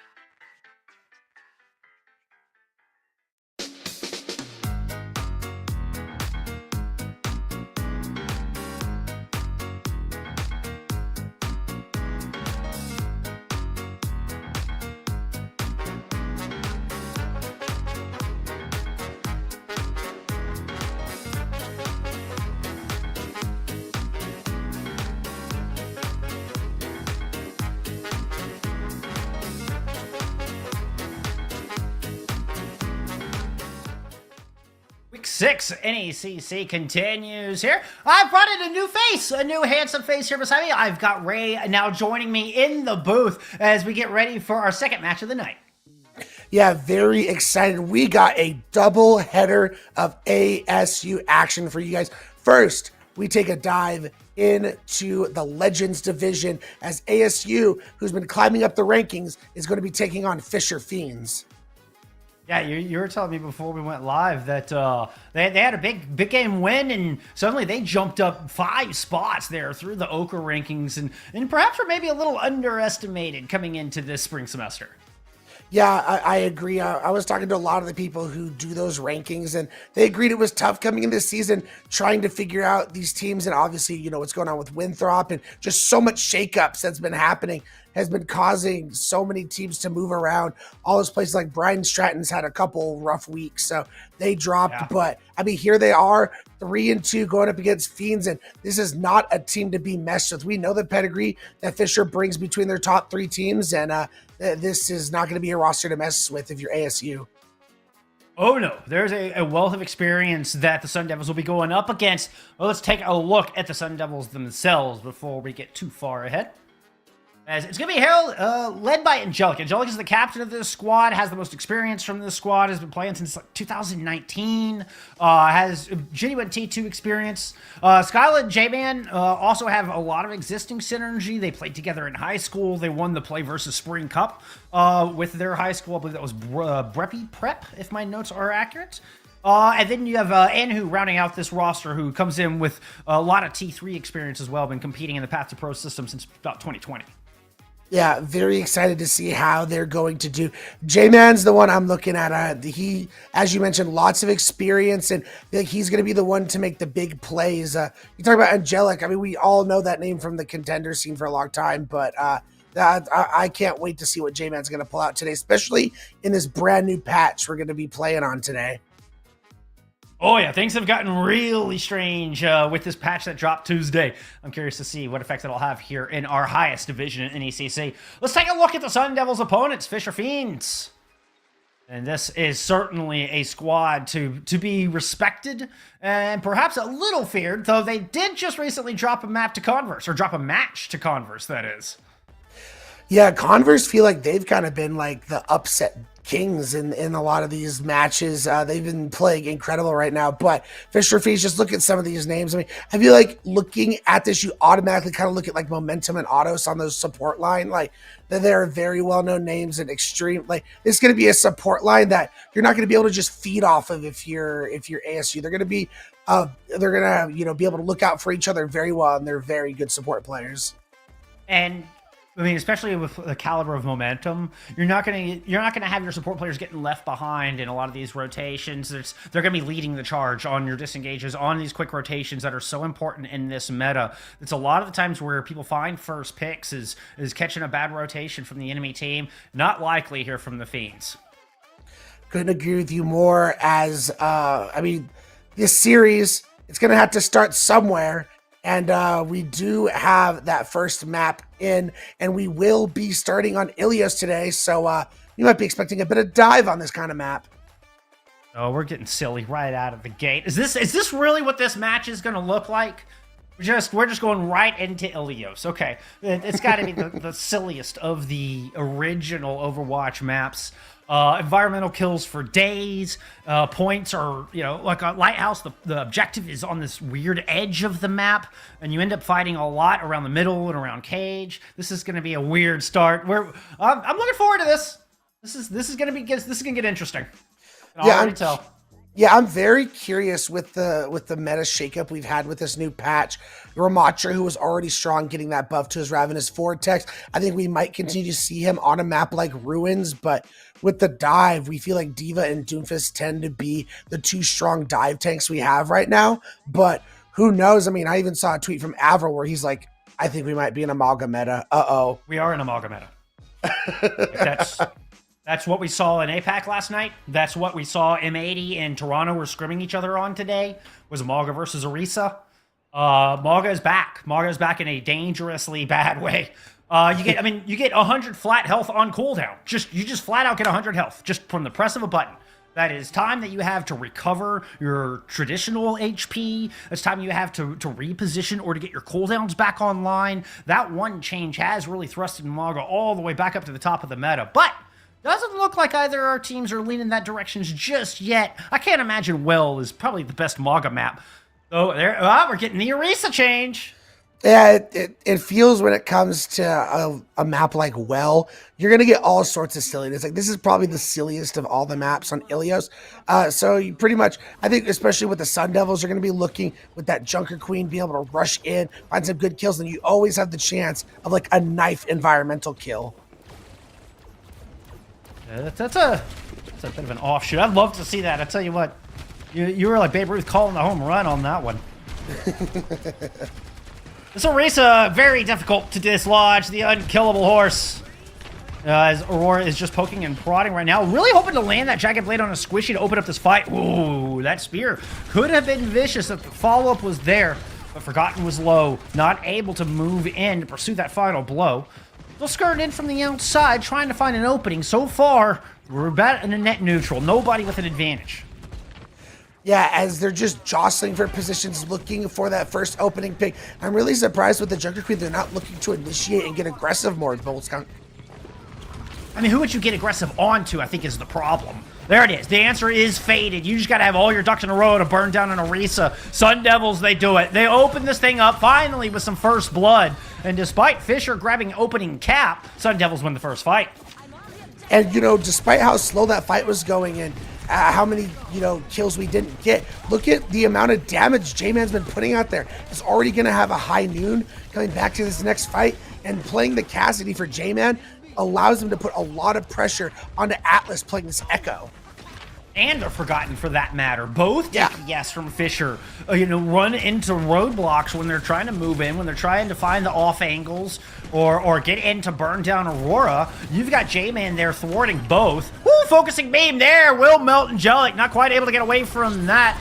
Atlas does have to back up, find a little bit of healing. Kitsune Rush invested in from the Sun Devils in lieu. Back and forth they go, but it's Faded on the outside who finds the most value out of that Kitsune Rush.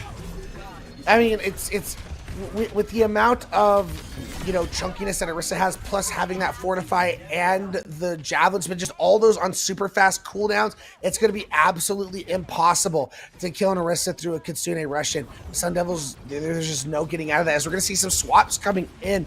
Aurora now going to go over to the Sigma. And, you know, I'm not against this pick. I think going against an Orisa, you know, no matter what cooldown she uses, like if she Javelin spins at you, your Creature Rock still does a lot. And perhaps able to find some picks on some of these outlier heroes, get some of the squishies out of the way. But right now, Aurora's got to keep full attention on the Erase, so can't even worry about Forgotten, who's shooting their team in the back. And J-Man falls. Meanwhile, the trust is there, and who is equalizing on the other side. The Orisa is gone. Aurora is still here, and Sun Devils now just chasing some exit picks. Forgotten running for dear life. I mean, well played once again for the re-engage on the Sigma.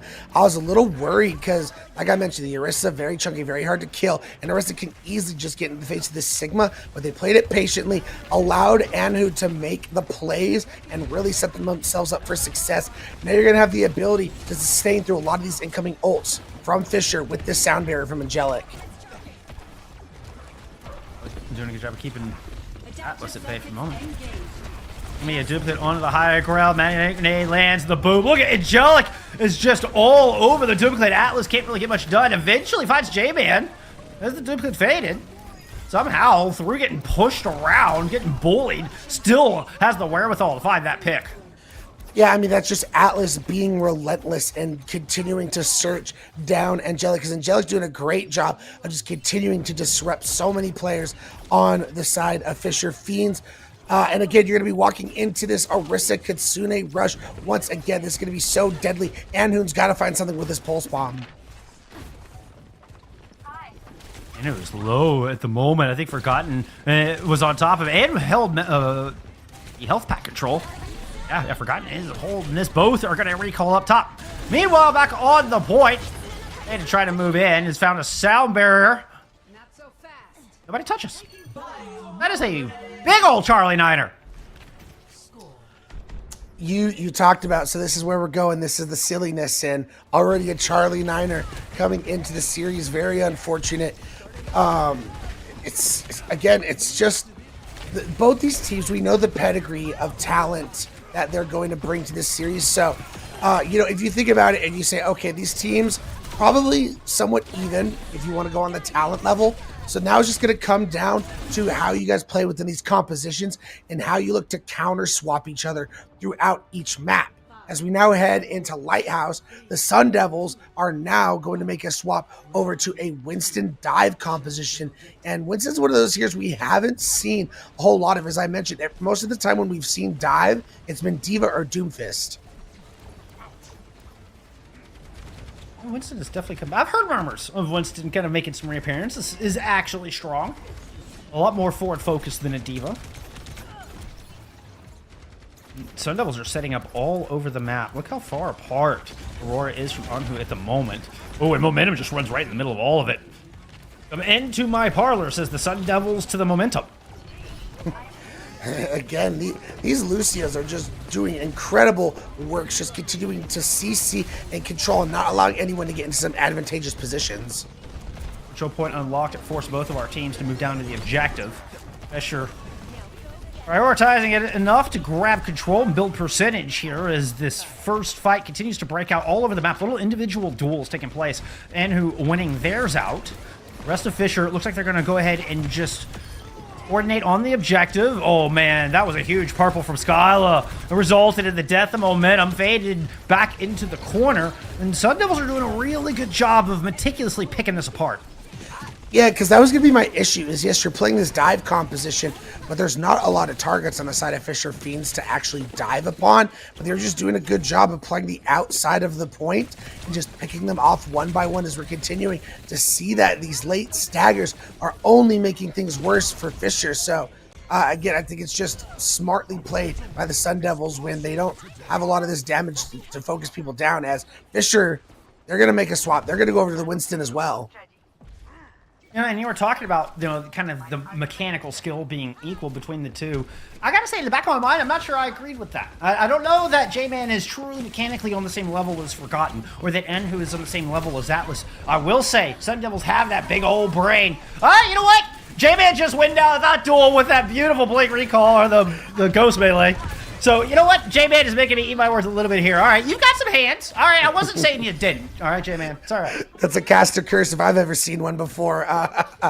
No, but again, I think this is us witnessing the rise of the Sun Devils as they're trying to climb these ranks. And look at this. 5 ultimates in their war chest to be able to use here, because Fisher's kind of been swapping some things around. They don't have as many ults to be able to commit to this fight. So I just want to see some aggression out of the Sun Devils. Don't allow Fisher to get in and take advantage of their ults and find you in a bad spot. And who down about 50 health as they drop the duplicate. Oh, the Kyrian Swift Step out! That was genius! Big anti-in, that is cleanse, and the Katsuna Rush is here from Fisher Fades. And who with the duplicate just has to escape up top. Will not get that Katsuna Rush, just does good to survive through all of that. Primal Rage out from Aurora, down on the objective. 1 health, the bubble breaks. Atlas goes down. Anhu's still playing around the outside. Another big anti lands from Skyla. This one on a faded, and Anhu is still just hunting all on the outside of the point. So this is another issue that I was going to be very curious to see how this would play out, Bullskunk, is with this new patch. Anna and Brig got some big buffs to them. Brig, the cooldown on her armor packs, and Anna got an extra, it was like 30 damage and healing on those nades. So yeah, on the impact. I thought we might start seeing some more Brig Anna, and we're seeing that on full display with the Sun Devils. And it's just one of the, especially as a squishy, that extra 30 damage just means you don't last as long as you thought. J-Man, well, fell on the wrong end of that one. Didn't last as long in that duel as they would have liked. But Anhu wins out on the other side. Both teams missing a DPS. And this just feels like each hero is fighting their matchup on the other side. Like, let's just Winston's go Winston to Winston. Our Tracers are going to fight each other. Faded wins out over Aurora. That is massive. And that's going to snowball into a fight win for Fisher.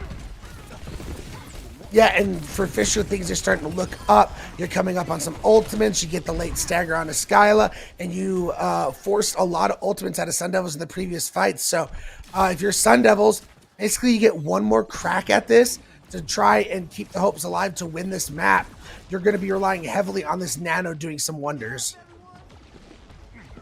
Oh, but Nano can work miracles, particularly in a Winston v. Winston. Up to Sun Devils to take this back. Aurora currently focused on taking back Cage. Oh, gotta fall back, protect your healers. As Faded is gonna move in with a Primal Rage. It's got two of them locked in a corner. Nothing Aurora Dude can watch. The Nano's not enough to save him from that. And both healers are gone. Now a sound barrier from Fissure should all but seal the deal here on Ilios. Aurora just holding on, trying to cling to that overtime as much as they can. They do have a Primal. This will continue, and Anu has a duplicate, and Anu's taken out of that dupe. Need to get back on point. No, they died just before they touch. And who is here, keeping the overtime going. J-Man could land a stick and might do it, but nah.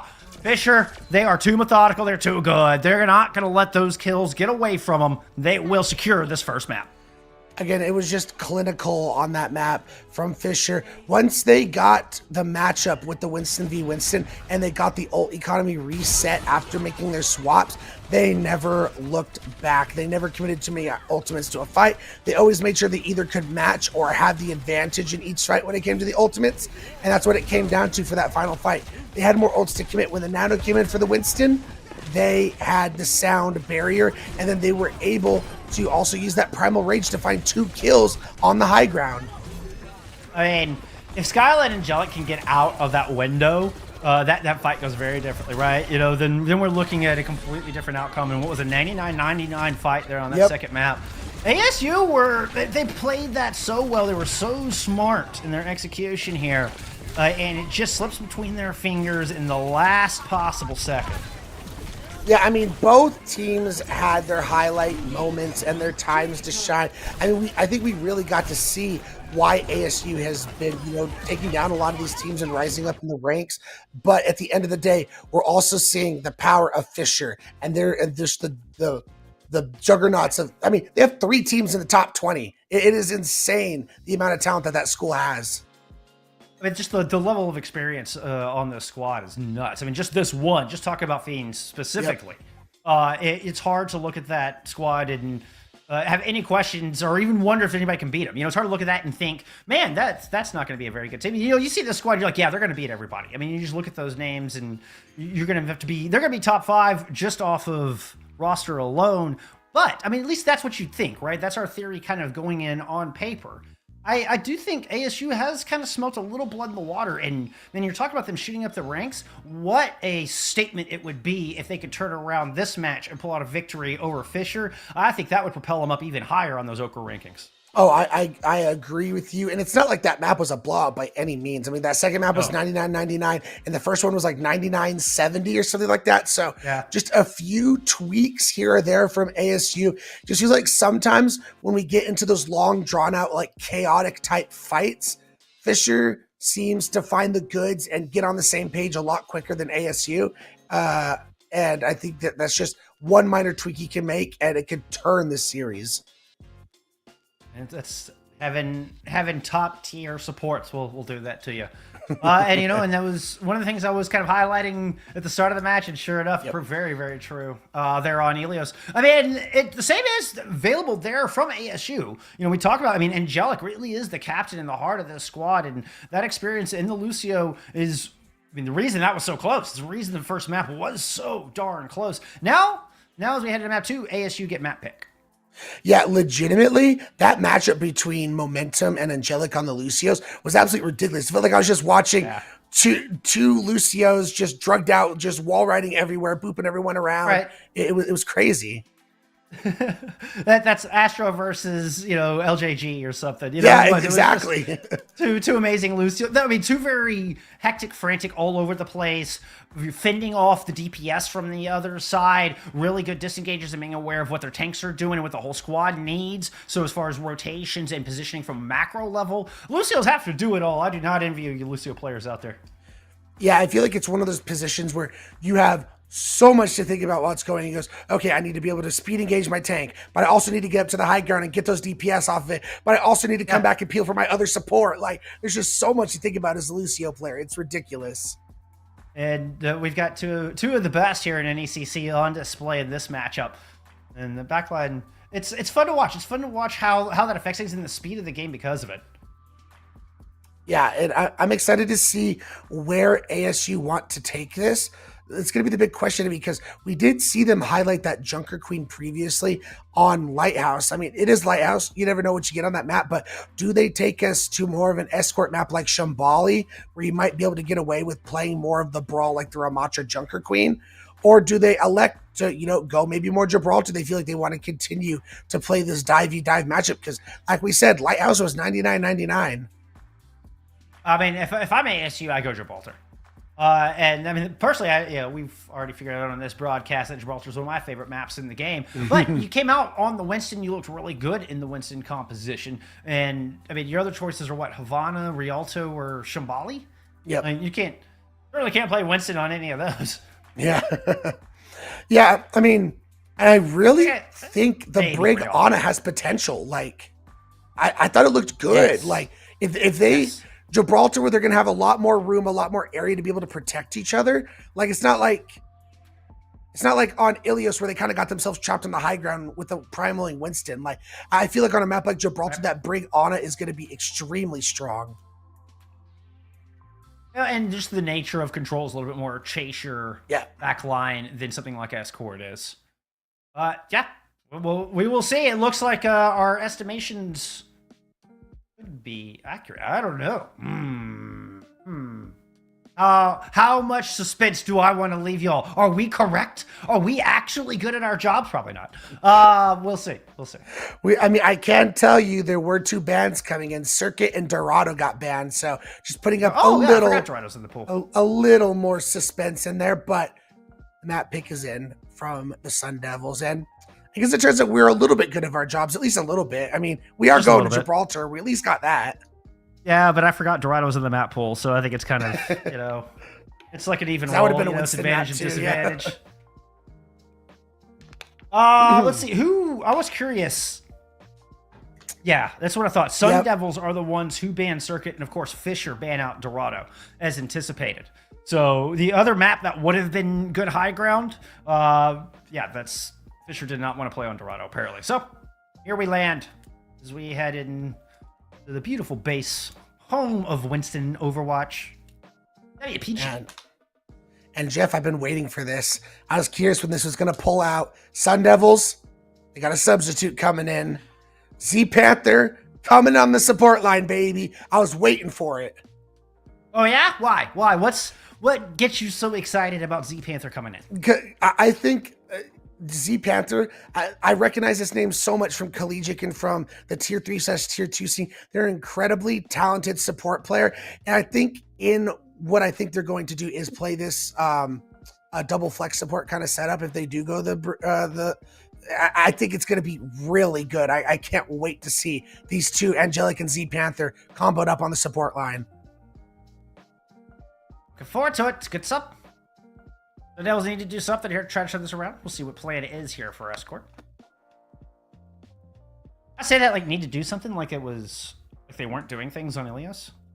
They were doing lots of good things on Ilios there, Ray. Acting like they just got steamrolled on that map. Yeah, no, that's not at all what happened. But I was taking a quick peek at that last series on Gibraltar. That you guys were casting. I can't wait to get this map underway. Tornado buff. Yeah, Tornado buff. exactly. I love this map. I'm not nearly when I play it, it's just a map I'm not as good at, but it's one of my favorite maps to cast. And again, like we saw, if we were playing Winston on Lighthouse, I expect to see Winstons again on this map. So I think everyone loves some good Winton. I know I do. Yeah, I love playing Winton. That's why this is one of my favorite maps. That means it really doesn't even matter the meta. WPG shows up in my games, I can lock Winston, and I don't feel bad. I know that my team isn't going to flame me for playing Winston on this map. I don't know if that's what we're going to see here. I hope so. We actually saw Diva before. Yeah, Fisher showing us the Diva defensively. We'll give Aurora the 40 seconds they need to settle in, figure out, might change their mind. But we do see the Ana here from the defense as well, Ray. Yeah, I actually like the the Diva matchup into the Winston, those micro missiles can really focus down a Winston pretty quickly. So Aurora will definitely have to be very careful. And on a Genji, so they're really going to be playing for these nano blade setups to try and tear apart this backline of the Sun Devils. I mean, it's a very feast or famine type of combination to be going for. Nano blade? What's that? That new DLC? Not in my Overwatch 2.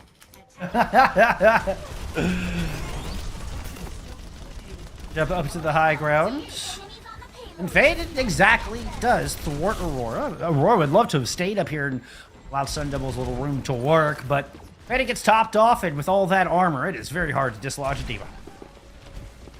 That it is, as Faded is just looking for this Winston, trying to apply pressure and not allowing them to take dives so easily. But with this, with Anhu on the Echo, Atlas has to play that much more careful on the Genji. Little's content to just sneak underneath Car Wash. Fisher happy with their little pedestal up here. Aurora jumps up to say hello. And a nice anti-nade lands, but the boot puts Aurora back down. The momentum able to stay alive through that. High ground control. Another engagement here up top from Aurora. And another bio nade comes in. Z Panther trying to layer that, but a beautiful sleep. And it falls like a brick out of the sky. Second attack thwarted once again. Another anti under Aurora, just struggling to find any room to work. Yeah, the Sun Devils are trying to do the right thing, Jeff. They're trying to take this high ground, take that box away. But again, Fisher's doing a great job of kind of like a bait and switch almost. They're kind of letting him take it for half a second, and then Faded comes up with the boosters. In comes the nade from Autos, and then they just wipe him off. Momentum doing a good job in the thick of that as well, using the boot to just displace and not allow Sun Devils to get settled up there. But now Fisher finally release control, relinquish this high ground. Oh, only temporarily though. Man, Nano was forgotten, fell down low, recalls, get back up to the high ground, throws a pulse into a pack of people. Everybody's able to get out of the way, but Momentum and Atlas come in, find two final blows, chasing down Z Panther, and another good hold from Fisher. Yeah, I kind of like that. Using the Nano on the Tracer to go do a lot of damage and allow Atlas to go do the finish off with the dash resets time and time again. Anu, however, gets a exiting pick on the Momentum. So if you're Fisher Fiends, they're going to have to look to play less aggressive. They're going to have to back up a little bit until their Lucio gets back. Oh, that is a disastrous turn for Fisher. You do not... How does that even happen with the sound barrier in the pocket as well? Comes back and just uses an old loosey-goosey. It does land on the Atlas, who pulls the blade out. No Nano to combine with this, and no targets to be found. Sound barrier and the blade invested, and now Sun Devils are here to counterpunch. It's the Primal Rage combined with the duplicate. That'll pick up a pair. Still lots of work to be done here from the Sun Devils, and who will find some. In comes Faded to try to hold the cart. It's only buying time at this point, delaying the inevitable. That it is, but the longer they're able to stall this, the more likely they get people back and see Panthers down. Yeah, not good. The big ante. He's going to force it. Jolly back. Rally is up here from the Sun Devils. Good patch didn't quite pan out. Momentum gets the final blow. Ended up with Faded behind the shield that did the bulk of that damage to the Brig. Aurora does manage to get Faded out of the mech. Oh, no. No. Oh, no. 30 seconds left on the clock, and just disaster strikes the Sun Devils. The one thing you're going to have going for you is you will have a Nano coming this next fight, but Fisher is just getting... They're going to have a Nano of their own too, so really, the Sun Devils, they got to make a play here. And who has gotten a lot of opening picks. I'm looking at them to find another one. 10 on the clock. And who's down low, already down to 64 health, does find the opening pick that they needed. Still have to move towards the car. Tracer is there. Bionade lands. The Nano is out. Here on 100 to the high ground. Melts down Otis with the focusing beam. Hurts to land the stickies onto the Diva. Meanwhile, Atlas has a Nano of their own and is taking out both of your supports. Can Sun Devils do this? No! Once again, Sun Devils do everything right in the beginning, and Fisher turn around the fight. Aurora is able to do a little bit more. Sun Devils, they need reinforcements, and they needed them yesterday. It is just a Pilot Diva left on the point. This cart will get stopped here. Yeah. Oh, so close, Angelic. So close. That's just so disappointing if you're ASU. You had two great opportunities to be able to get that cart across the finish line, and you just couldn't come up with the clean up quick enough. It's very like, I feel like if you're the Sun Devils and you go back and you VOD review this, you're gonna be looking at this and just be kicking yourselves. Like the opportunities they had, Jeff. Yeah, I can't believe that retake. That one retake from Sun Devils was so fast. And so, usually if you retake that fast, it's not going to be effective. You're going to have a little bit of a panic. You're not going to go in the right order. You're going to lose somebody on the approach. But Fisher managed, and that's where this breadth of experience comes in. Not only do they get back into the contest, just get back into that fight so blazingly fast, but they're able to stay organized in the process and find the picks they need. Forgotten lands that stick, and that just was the beginning of the end of the Sun Devils. But this is Watchpoint Gibraltar, so I never say never when it comes to a fuller hold on a map like this. It's not easy to break through this first point. I mean, these high ground positions that defense are just basically afforded are strong for a reason. So I feel like it's definitely not over yet. I like J-Man going over to the Ash. I'm a big fan of the Ash in the meta we currently go in, even with the slight nerf to the healing reduction to the DPS. I think Dynamite is incredibly strong. Yeah, it's a bit situational, but when Ash is good, Ash is really, really good. And against Afara, J-Man has a smart pick here. Really keep Forgotten from finding a lot of value. You can see just poking from a distance with these rockets at the moment. A little surprising to see the Pharah getting whipped out, especially when you know they're playing Diva plus normally some sort of hit scan. I mean, we've got a lot of silliness coming out of Fisher right now, don't we? Yeah, I mean, you're not wrong. They're literally on Roadhog. We're sitting here focusing on why they're playing Pharah when they're literally got a Roadhog on the field. I mean, it just speaks to their confidence right now and how they're feeling in this series. I mean, Yari as well. I mean, when was the last time you saw Yari in, like, a serious competitive match? Probably since she came out. Since Owl, yeah. Diving up to the high ground. I mean, you got Atlas can just do so much on this Genji to move in with Forgotten, and it's very difficult to fend off. Enough! Despite the silliness, Fisher move up to match point. Forgotten just went sicko mode on that Pharah. That was absolutely ridiculous. Found 3 picks in that fight, and excuse me, now they're up 2-0 in the series. I mean, you got to think what ASU is feeling, man. Like, they kind of let some opportunities go by the wayside, and then they kind of, get, this composition comes out with the Pharah Roadhog. You got to think about where their mentals are at right now and how frustrating it must be after that map. ASU did feel a little disheveled, maybe discouraged looking there on their defense. A little deflated. Yeah, a little deflated, understandably so. But hey, they've got time to figure it out. We're headed to a break. Let's see if they can turn it around for map 3. We'll see you back here for Flashpoint in just a minute.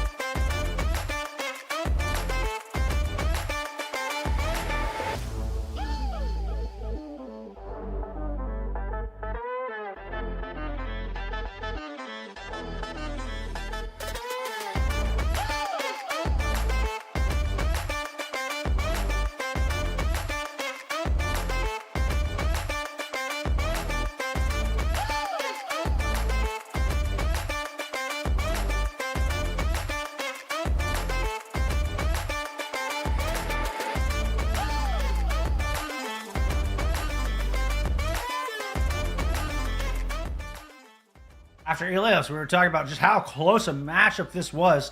ASU was just barely within reach, just let that one slip through their fingers in a 99-99. Then we had to Watchpoint Gibraltar. Rhea wasn't even close. Yeah, it felt like after they kind of blew the two opportunities they had to get that point across the finish line on point A, that the wind was out of their sails. Their balloon was starting to deflate. It just did not go good. So they had a little break here, time to reset and hopefully get those mentals right, because they're facing defeat in this matchup against Fisher. They got to start the reverse sweep right here, right now. And shocker, it's Flashpoint. So of course we're going to Suravasa. That team tend to prefer Suravasa. I don't blame them. I'm kind of surprised because it's just been a silly kind of a match. So part of me just expected New Junk City just to continue down silly streak. But yeah, in fact, we do end up landing at Suravasa. I will say this has more implications than just ASU's ego as well. We have implications here in NECC with ASU sitting at 3-2. In the final game of the spring season, like 4-2, you're a lot more likely to make it into that postseason than sitting at 3-3. That is a big difference. Yeah, I don't have the breakdown of how many teams from each of the two divisions make it, but you got to be hoping it's 4 teams at this point, because 3-3, you're looking at either the 3rd or the 4th seed in your own division. So things. We're going to have to see as things develop, but like you mentioned, that trying to turn this around and find a way to win this match is pivotal, especially for ASU, trying to keep the playoff hopes alive. Yeah, and, we're not too far away from the big collegiate championship taking place at the end of the semester. It does feel kind of... Things are culminating here to a pivotal point in collegiate Overwatch across all the leagues, and is especially true here in NECC. Yeah, I'm excited to see how this season is going to turn out. Like we mentioned, with all the craziness going on, it feels like, ASU could be in the mix, but there's obviously still the big 3 with Northwood, Fisher, and ISU. So especially... I would include Maryville in that as well. Yeah, Maryville as well, but I don't think Maryville's competing in NECC, so... no, but just top 5 schools in collegiate. Oh, yeah, for sure. Sorry, I was specifically... Yeah, my bad. I was focusing on NECC. Oh, but yes, as far as NEC's playoffs, you're right. It's hard. It's tough to crack past the big 3, if you would. Yeah, and the one team I'm actually most curious about heading into this is that Redbird squad, just because, so many imports coming in. They have had so much time to work together and get things going. They've even looked really good in OWCS, so can't wait to see how they come into playoffs. So will be very exciting this season. Cannot wait. Not get ahead of ourselves though. Yep. We have our final week of regular season to get through. Sharp 2-0 as we head into map number 3. And it looks the like Panther staying in the lineup here. Yeah, that's very interesting because they are highlighting a Lucio BAP setup. We did see previously on Ilias when they were playing Lucio composition, they had autos in there. So not autos. It was Skyla. Yeah, Skyla, thank you. Skyla was in there, so I can't wait to see how this plays with Z Panther. Z Panther is definitely known for their Baptiste, so I can't wait to see how this works out. J-Man going to be on the Sojourn as well, going to be against Atlas. We have a Moira here from Otis, as we're seeing on our screen at the moment. Very, very bursty healing, as opposed to consistent sustained healing from the bat. We're gotten already out of the fight. Sunday will find first blood here on Suravasa. Atlas going down the rest of the crew, trying to bring it back. But with J-Man's kill, it's a 5v3 in Sun Devil's favor. As you mentioned, the Moira with the burst heals available, Moira also has limited heals. So especially with the speed this Junker Queen wants to play at, the Fisher did not get aggressive enough to be able to go after the more, J-Man's looking to poke from angles. Aurora's looking to keep their space. They just didn't take that space away. Forgot, it's still just in the thick of things. There's just no disengage button. No S key on Forgotten's keyboard, apparently. Oh, whoa! That was very smart. I think that Mega got taken away from him because he did the recall and never got that Mega, so they took it away before he could get it and heal himself up. Just using the jump to get up to safety, but is also sent back to spawn. Fisher Fanes have yet to really regroup after that first fight. It's like it's been going, bad to worse for Fisher. They just continue to keep staggering. Now we're in a position where they're only going to get one more fight on this first point. I mean, you will have a lot of ultimates to commit to this fight if you're Sun Devils. So Forgotten's already down though. Yep, same thing as the first fight. Forgotten falls early. And Z-Panther finding the kill this time. And his pulse bomb miss. Recalls with 8 health. J-Man finds that final blow. Sun Devils on top here. Haven't had a single death. It's been flawless from the ASU thus far. Yeah, this is the Sun Devil squad we were hoping to see. This break has done them well. They seem to be firing on all cylinders once again. And who would have thought we come into Suravasa and see the Sigma composition absolutely dominating right now? And this is no slight to the Sun Devils whatsoever, but I still can't help but think the Fisher has not been pushing the effort enough to try and get on top of Z-Panther or J-Man or Aurora and not allow them to keep the distance like they have. But it is tough when Forgotten keeps getting picked off early in these fights. You can see why Z-Panther stayed in on the Baptiste here for BAP 3. Getting those early picks, making it tough on Fisher. And Forgotten specifically. Forgotten does have a pulse bomb. Might be looking for some revenge on Panther here to start off this fight. It's going to be Rabbinic Flux out of Sun Devils to kick it off. Atlas tried to slide out of there. Still manages to get the kill of Skyborn with the overclock. And who eventually comes in for the revenge. But it's a +1 to Fisher on this as the sound barrier fades. Momentum using that to win out their duel over the Lucio. Fisher finally able to get something done here on Suravasa. Yeah, and that was actually very good ult trades. If you are Fisher, you win that fight, you trade 2 for 2 essentially. Z-Panther is now going to swap over to the Kiriko, and they're not going to have the Sigma swap. I'm really surprised. Sigma tends to do a little bit better with the Immortality Field than they do with the Suzu. But I mean... Rampage exists. Yeah, exactly. Yeah, that's a good point. It's got to be it. Like, it's the only reason I think they would make that swap. It is strictly to counter Rampage, which is right there. Suzu, notably absent. Aurora's still purple. J-Man back in spawn. Panther, I don't know if it got forced out early. Didn't see, but it was a huge Rampage. And Faded eventually goes down. Faded and Momentum both stayed in that room until they just had nothing left. I guess just trusting that Forgotten's going to come in and clean up with a 2K. Why not? And who gets Otis? It's a Tracer duel here on the point. Forgotten's gonna dive in, lands that one, recall back out. Here comes reinforcements, Ray. They interrupted the honorable duel. I know, how can you do that, man? Basically the point was, Atlas, oh my goodness, finds 2 picks. Atlas coming alive on the Sojourn, ties up 1-1, as now they're gonna be rotating to this next point as that was a tale of 2 points. Both teams having their time in the sunlight, in the spotlight. Absolutely, both teams dominating the 2 points that they won. Yeah, in Fisher fashion, of course, it was messy and chaotic. ASU was very clean and flawless. Didn't lose a single death in their take. Fisher's like, let's just throw him into a blender. Kitsune rush out, and speed is only going to increase. Amp up from the Fanes. As they try to run down Aurora in the back half, managed to split them off from Z-Panther, but still Aurora's accuracy is too good. Momentum cut off the wall. Rabbinic Flux now online for the Sigma as they rotate back around to the point. As the Sun Devils have now rotated, take control of the point. Flux in the back pocket, trying to make something happen here, but Forgotten. Atlas pops the overclock. Yep, he's shooting into a Kitsune rush. Shield in the face. Oh, hands in the face. Atlas gets absolutely nothing through that. Angelic dies after the sound barrier fades out.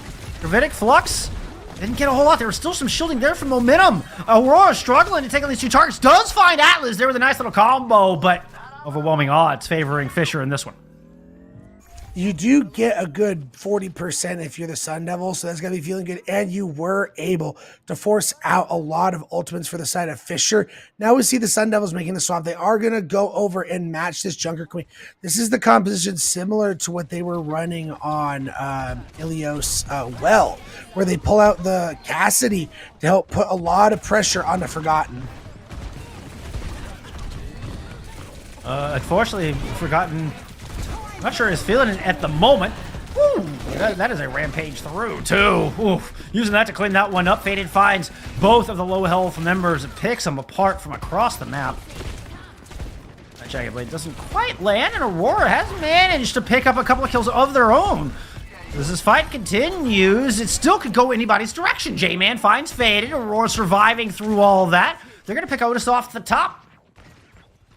Yeah, but with the aggression and the time you took off the clock, you pretty much get this to one final fight territory. But yeah, and late staggers aren't going to do Fisher Fiends any favors either. I mean, you really only get 2 fights per point anyway. I was thinking about this in that first one when we kept seeing Fisher kind of stagger in.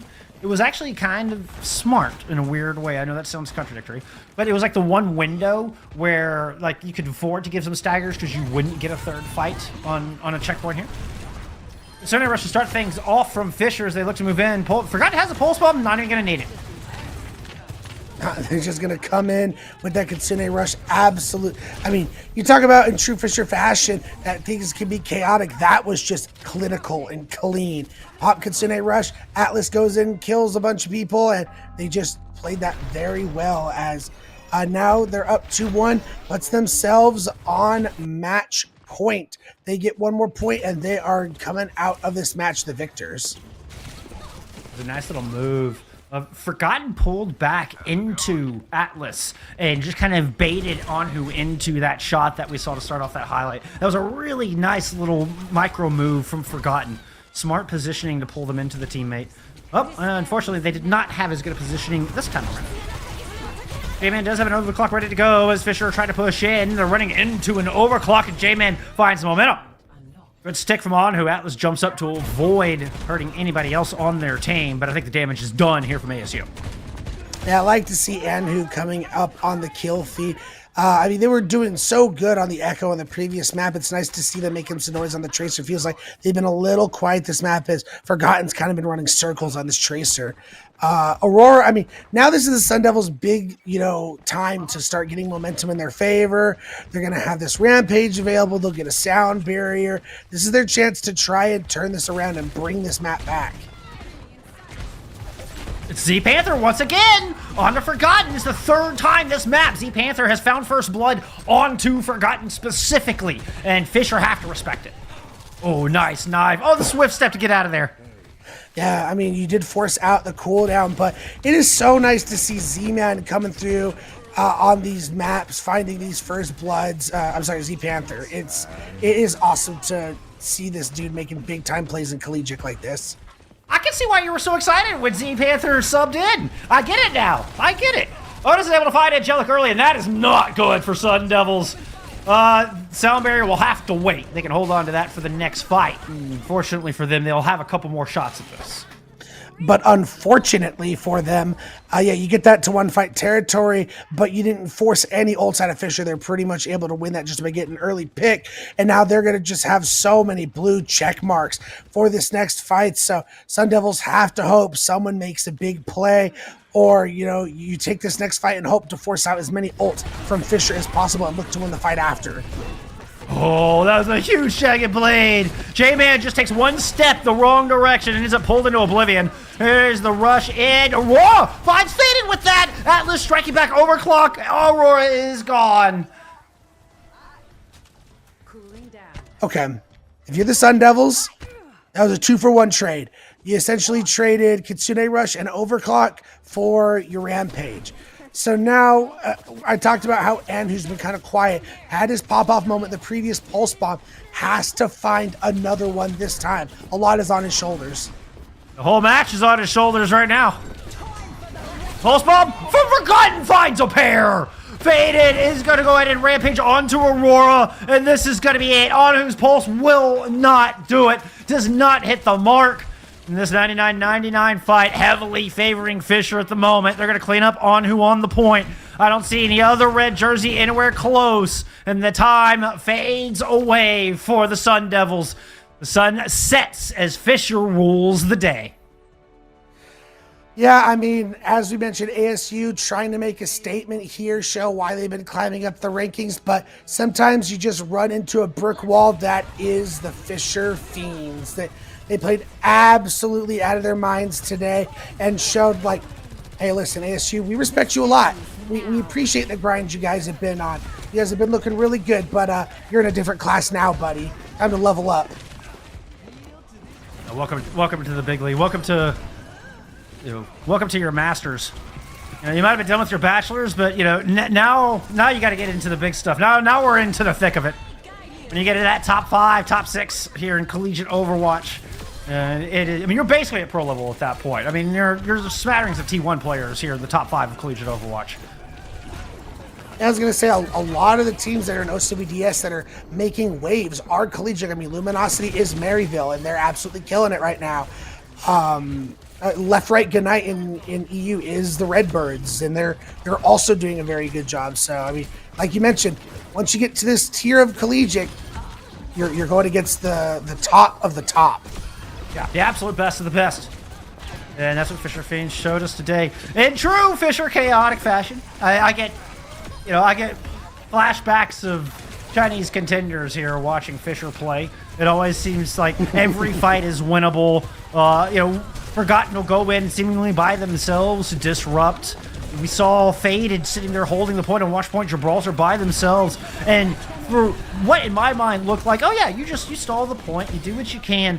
Faded manages to stall the point long enough for the entire rest of the team to get back and win out the fight and get a full hold on Watchpoint Gibraltar. Chaos reigns supreme here in Fisher. It felt like there were so many situations, especially on Suravasa, Bullskunk, where you're just like, oh, Fisher, no, I forgot. Forgotten, we'll just go in there and get 2. And he just completely flips the fight on its head for Fisher. It's insane. Exactly. ASU is like, oh yeah, ASU have such a great advantage in this fight. They've gotten all the cooldowns out. They've done everything right that you're supposed to do. They get the early picks, and then just all of a sudden, there's Forgotten just swinging it around. Completely flipping the fight on its head. Yeah, it is absolutely insane. Forgotten played incredibly well today. Fisher played incredibly well today. That's why they ended up taking this victory 3-0. But with that, we are going to take a short break before we bring you the next match, which will be ASU versus University of Houston. We'll be right back.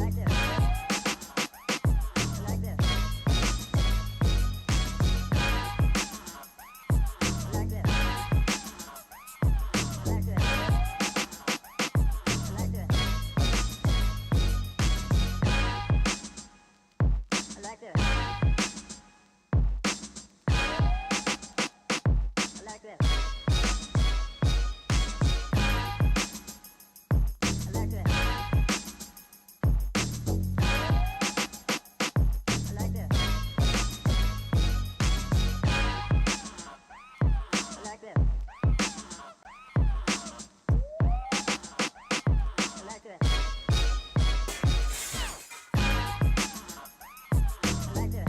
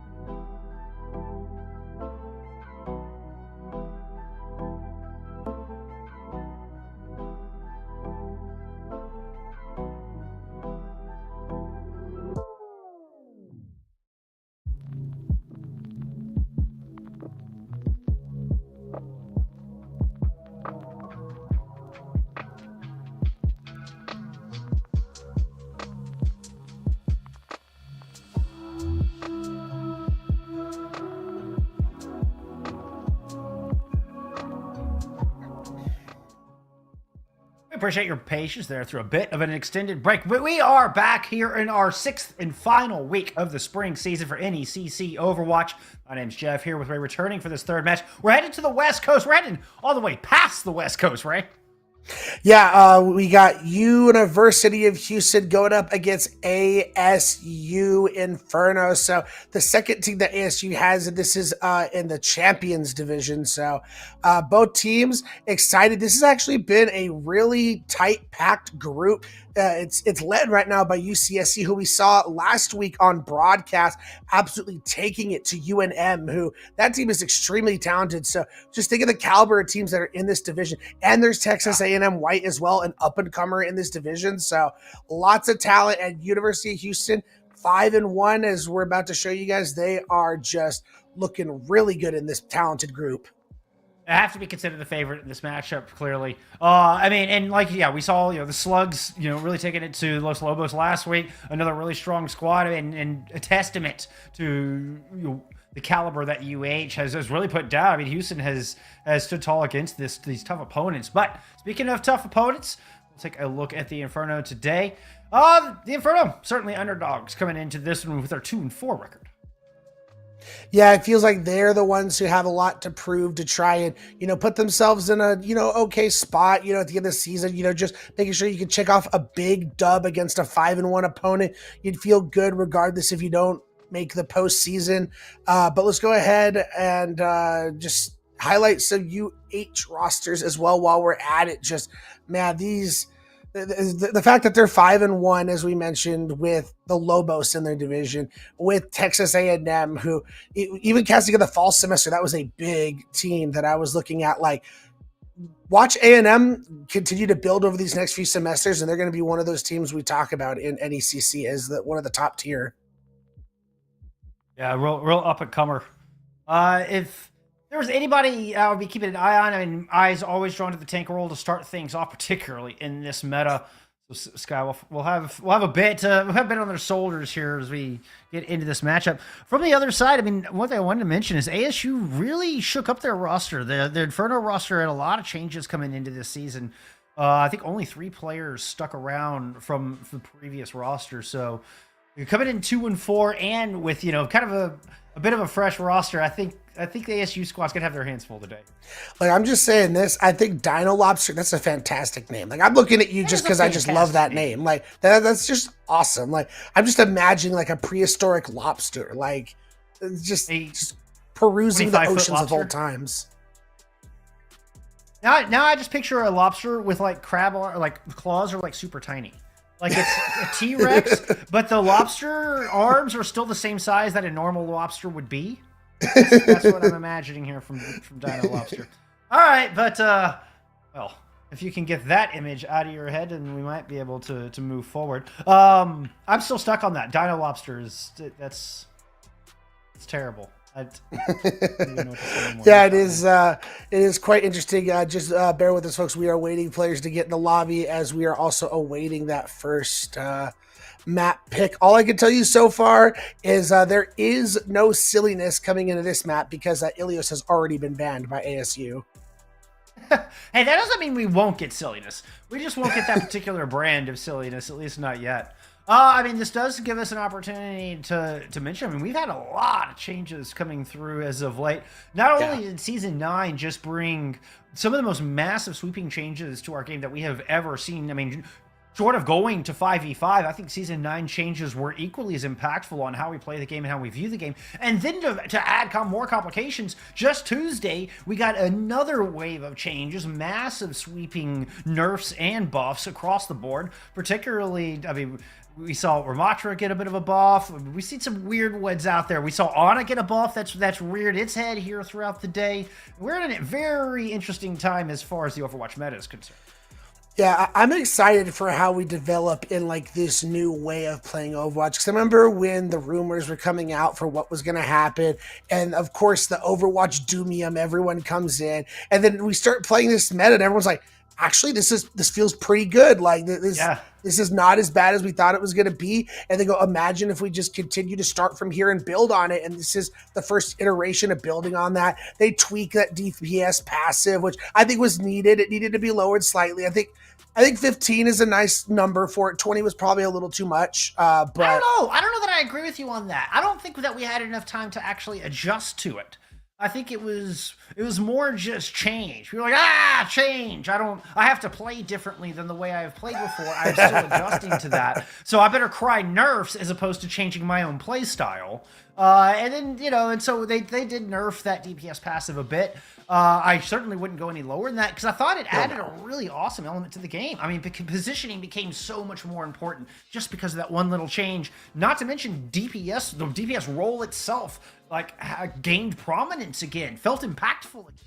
I still definitely think they feel impactful. I think really this change helps tanks a lot because tank felt kind of hard to play when, it's so easy. Like, yes, positioning matters, but it's easy just to catch a stray shot here or there, and then it's applied to you, and then you get blown up pretty quickly, and then it's like it just feels bad. So I think it's going to be a nice medium where DPS still have the ability to make their impact, but not feel too carry, if you have the better DPS you're just going to win kind of situation.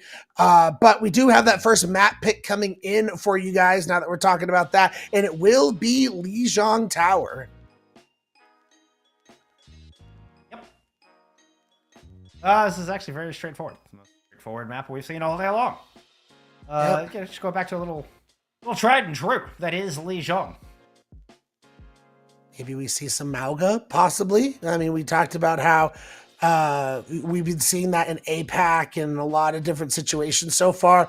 That Mauga just feels incredibly strong. That was the thing. When I saw those changes come in, I looked at it and I was like, I think Mauga's going to be strong. But then I saw the Ramatra changes and I'm like, dang, Ramatra was already strong and they just buffed him even more. So I wasn't exactly sure how that was going to play out.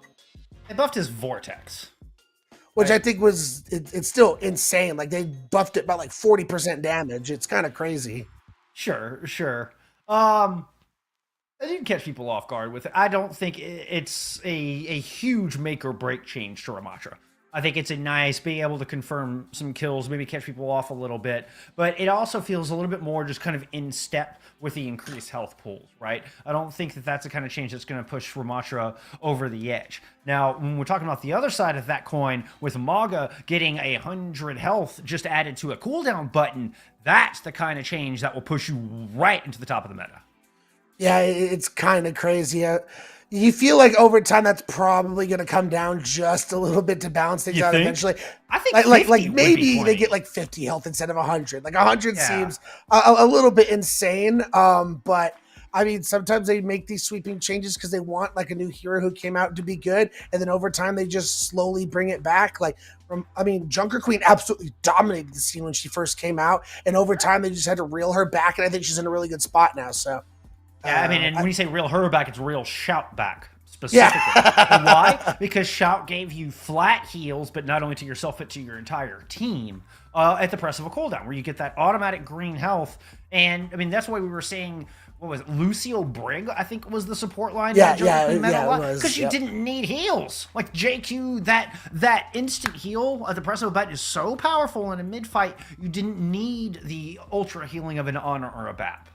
Yeah, because it was all just aura heals. It was your Shout, your Lucio aura, your Brig aura where you're constantly proccing Inspire.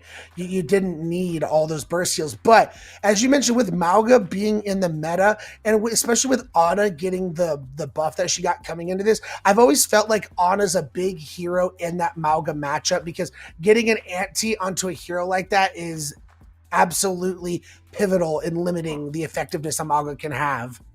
Yeah, Mauga's entire kit is based around him being able to self-sustain with heals. That's the entire kit, as Mauga heals himself. The moment you take that away, Mauga is extremely vulnerable.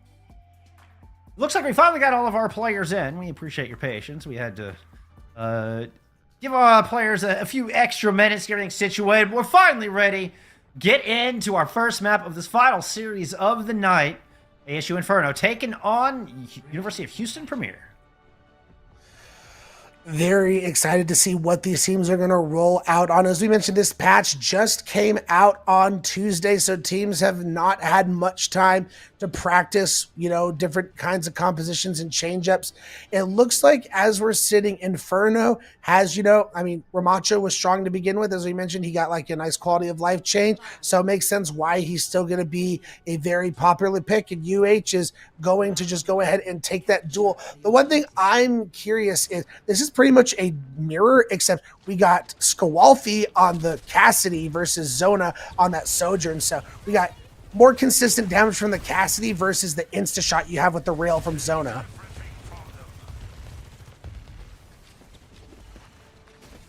Inferno are going to grab early positioning down here, but you feel very vulnerable. There's not a lot of cover outside of just the center pillar in the middle. As such, Greetings is going to go in, run right past Nova, start punching through to the back line. Looking for Zeus will get it. Skywalfi actually is the one that comes up with that. Woo, Nova. Nice little pair of punches. But it's that advantageous high ground that serves Houston so well, and it's enough to at least give a one-player advantage in this fight. Still have a couple players to clean up, but Houston have control of the objective. There's those cleanup kills.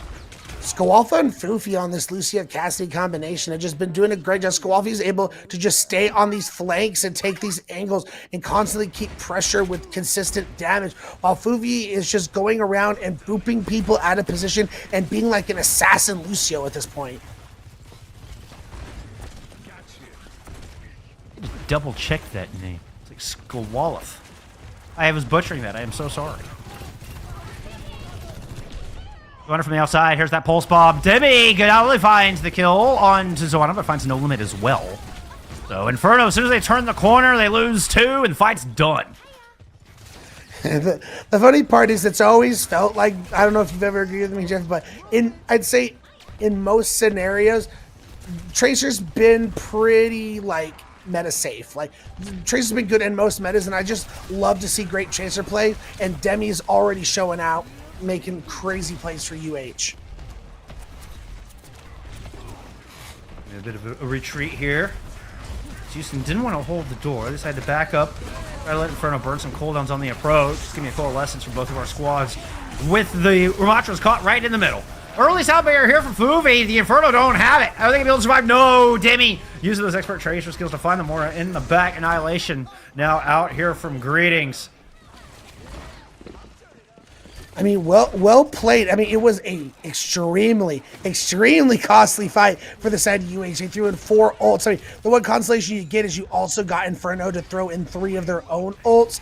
So really, you're facing down Demi, trying to go up against Zona and No Limit with the ults in this fight. And we saw what Demi did last with their previous pulse bomb. There you go. They do it again. And able to get enough damage onto Novus with Pulse Bomb actually gets the final blow. Inferno are going to use their sound barrier, forced to, without their tank. 4v4 on this point as the overclock from Zoana fades. Sliding up out of there. Grab control of the objective. Very important flip there from Zoana, but stays around in that position too long. Greetings comes over and beats him down with the Nemesis form. Eyes turn on to Zeusa. Fade already used. No cooldowns, no chance of survival. And Houston are firmly in control of this objective. Some stragglers coming in. How quickly can Houston deal with them? Is there a chance for Inferno to get back? Pride and Limit are both gone. Yeah, I mean, it just seems futile as, the players are coming back to touch the point, but that is going to be it. UH Premier is going to take this first point, and I don't know about you, Bolskung, but I am actually digging this Cassidy a lot. Puts a lot of pressure onto the enemy Tracer, and has just been a beacon of consistent damage. And the High Noon, the one they were able to get off, it just completely zoned everyone away and allowed UH to clean up the fight. Yeah, I can hear Hex speaking in the back of my brain. The OWCS former oral owlcaster talking about how zoning Deadeye is a very real and useful thing. Like, we've memed on it for all these years, and now a zoning Deadeye is actually truly very powerful. Yeah. This is what we saw there. I mean, it's because that positioning is so important. Once you get that space control, it's so difficult for the Inferno to take it back. Yeah, it's like we were talking about earlier. Positioning with these new balance changes is so important, and the High Noon just forces that out of the enemy team. Inferno, they speed in, using their little bit of Lucio advantage. I mean, both teams have Lucio, but it felt like Inferno got here lightning fast. Still, Houston find the first kill. Despite being trapped in the tea room, Yeesh are able to lash out, find Zoetta. Nova pops in looking for something in the corner. Nice move there from No Limit. Squallif is off the side. Oh, Dino Lobster comes in. Little scratchy scratch on Nova. Yeah, I mean, you do get a nice little 8 or 9%, maybe even 10 that you're going to steal for Inferno. So that's going to be good because then UH this whole entire time hasn't been capping the point and getting this big lead. So that's going to be feeling pretty good as this Tracer duel is going to be pivotal. If Pride can take this fight against Demi and get the win, it puts them in such a good position. I'm a big advocate of using my Blink second in a Tracer duel. Look at right from the outside. Demi gets the stick. That's another one. Demi is 3 for 3 with pulse bombs in this map. I mean, just lights out good on the Tracer. I was about to ask that. Like, he's got to be 100% stick rate at this point. Like, just absolutely insane. Finding players time and time again. To me, it seems like Demi is the big play player. When you need a big play and a big moment to happen, he's there. While Skawalfi is just that consistent ironclad DPS player. And maybe 3 for 4 in total, but darn good. Anyway, you slice it. Here's one of those zoning Deadeyes again. Oh, Pride peaked at just the wrong moment. Zoetta has to just stick it a high. They only had a speck of health. Coalescence on the front line. Oh, turn around and top off your Cassidy. Meanwhile, Annihilation out from both of our teams, as a matter of fact. Two monsters in a bit of a staring contest here in the corner, but guess what? The Inferno have some heals to boot. Ooh, still! Greetings is winning this one out. Zoetta finally wins the duel of the other Cowboy. Comes in to help out. Inferno win this one. Just barely. Wow, that was crazy how long that was going on. But if you're UH, I think you'll take that because you forced the pulse bomb out of Pride. That's one less ult they're going to have to be able to continue to hold here. You're going to have Demi's going to have another pulse bomb to work with. Absolutely insane. Can they make it 4 for 5 or 4 for 4 at this point? I don't know, but Demi is absolutely ridiculous. Yeah, I'm fairly certain they had 3 pulse bombs in Control Center and stuck 2 of them. I'm fairly certain is where we're at. So it would be 4 for 5 if this one lands. It is online, ready to go. Recall's already used, so they may want to sit on the outside till that's good to go. Meanwhile, Inferno's going to focus their attention on Greetings. Keep front line at bay. Sound barrier from UH means they can just rush on in. Inferno, wait until the last moment, drop their own sound barrier and are able to get some damage onto Greetings, but still they lose Zoetta in this process, not able to keep all of UH at bay. Finally, the Coalescence is invested. I mean, that one was personal, going directly for the Moira, still going for the Moira. Zeus has said, I'm a better Moira than you, and I will prove it. And just when UH just flips everything, Inferno flips everything on its head with an insane Coalescence. Pride now going to have the pulse bomb. Is now UH are the ones on the back foot. However, they are coming up on some key ultimates. The zoning high noon, they'll have a Coalescence of their own. So Pride once again needs to find gold with this pulse bomb. Goes in. No. Unfortunately, that is just 10. No gold to be found.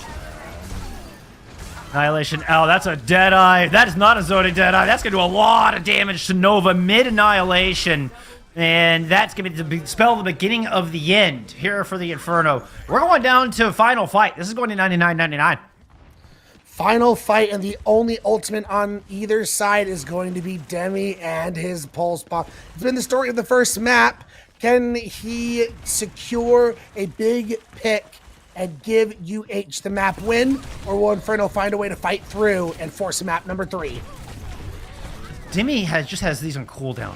Oh, gets caught out on that one, though. That was a bit of an ego play, trying to just blink right across the gap.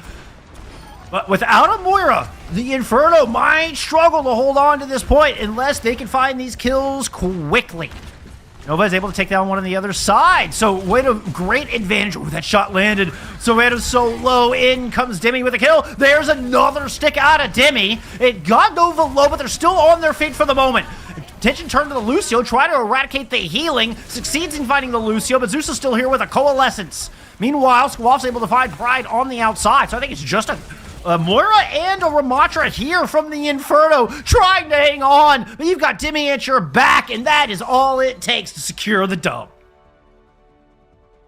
Bolskak, I know UH comes out of this with the victory, but considering, UH is 5-1 and fighting for seeding in the playoffs, and ASU is fighting for pride and getting a dub, getting them all the way to 99 like that and pushing them to the brink and forcing their players to have to come through with big hero plays, that's got to be at least some positives for ASU. You got to be feeling good about that. No doubt. Really a great showing. And we were talking about, just what a big underdog ASU is coming into this matchup with fresh blood to boot. This again, only 3 players returned from the fall semester. We're talking really fresh blood here on this Inferno squad. And both maps were pretty darn close, particularly there in Gardens. Yeah, so I feel like that's great positive momentum you can take going forward in the next series. Like, hey, I know they have a much better record than us, but look what we just did to them on Lijiang. I know we didn't win, but there is an angle in this series which we could definitely take.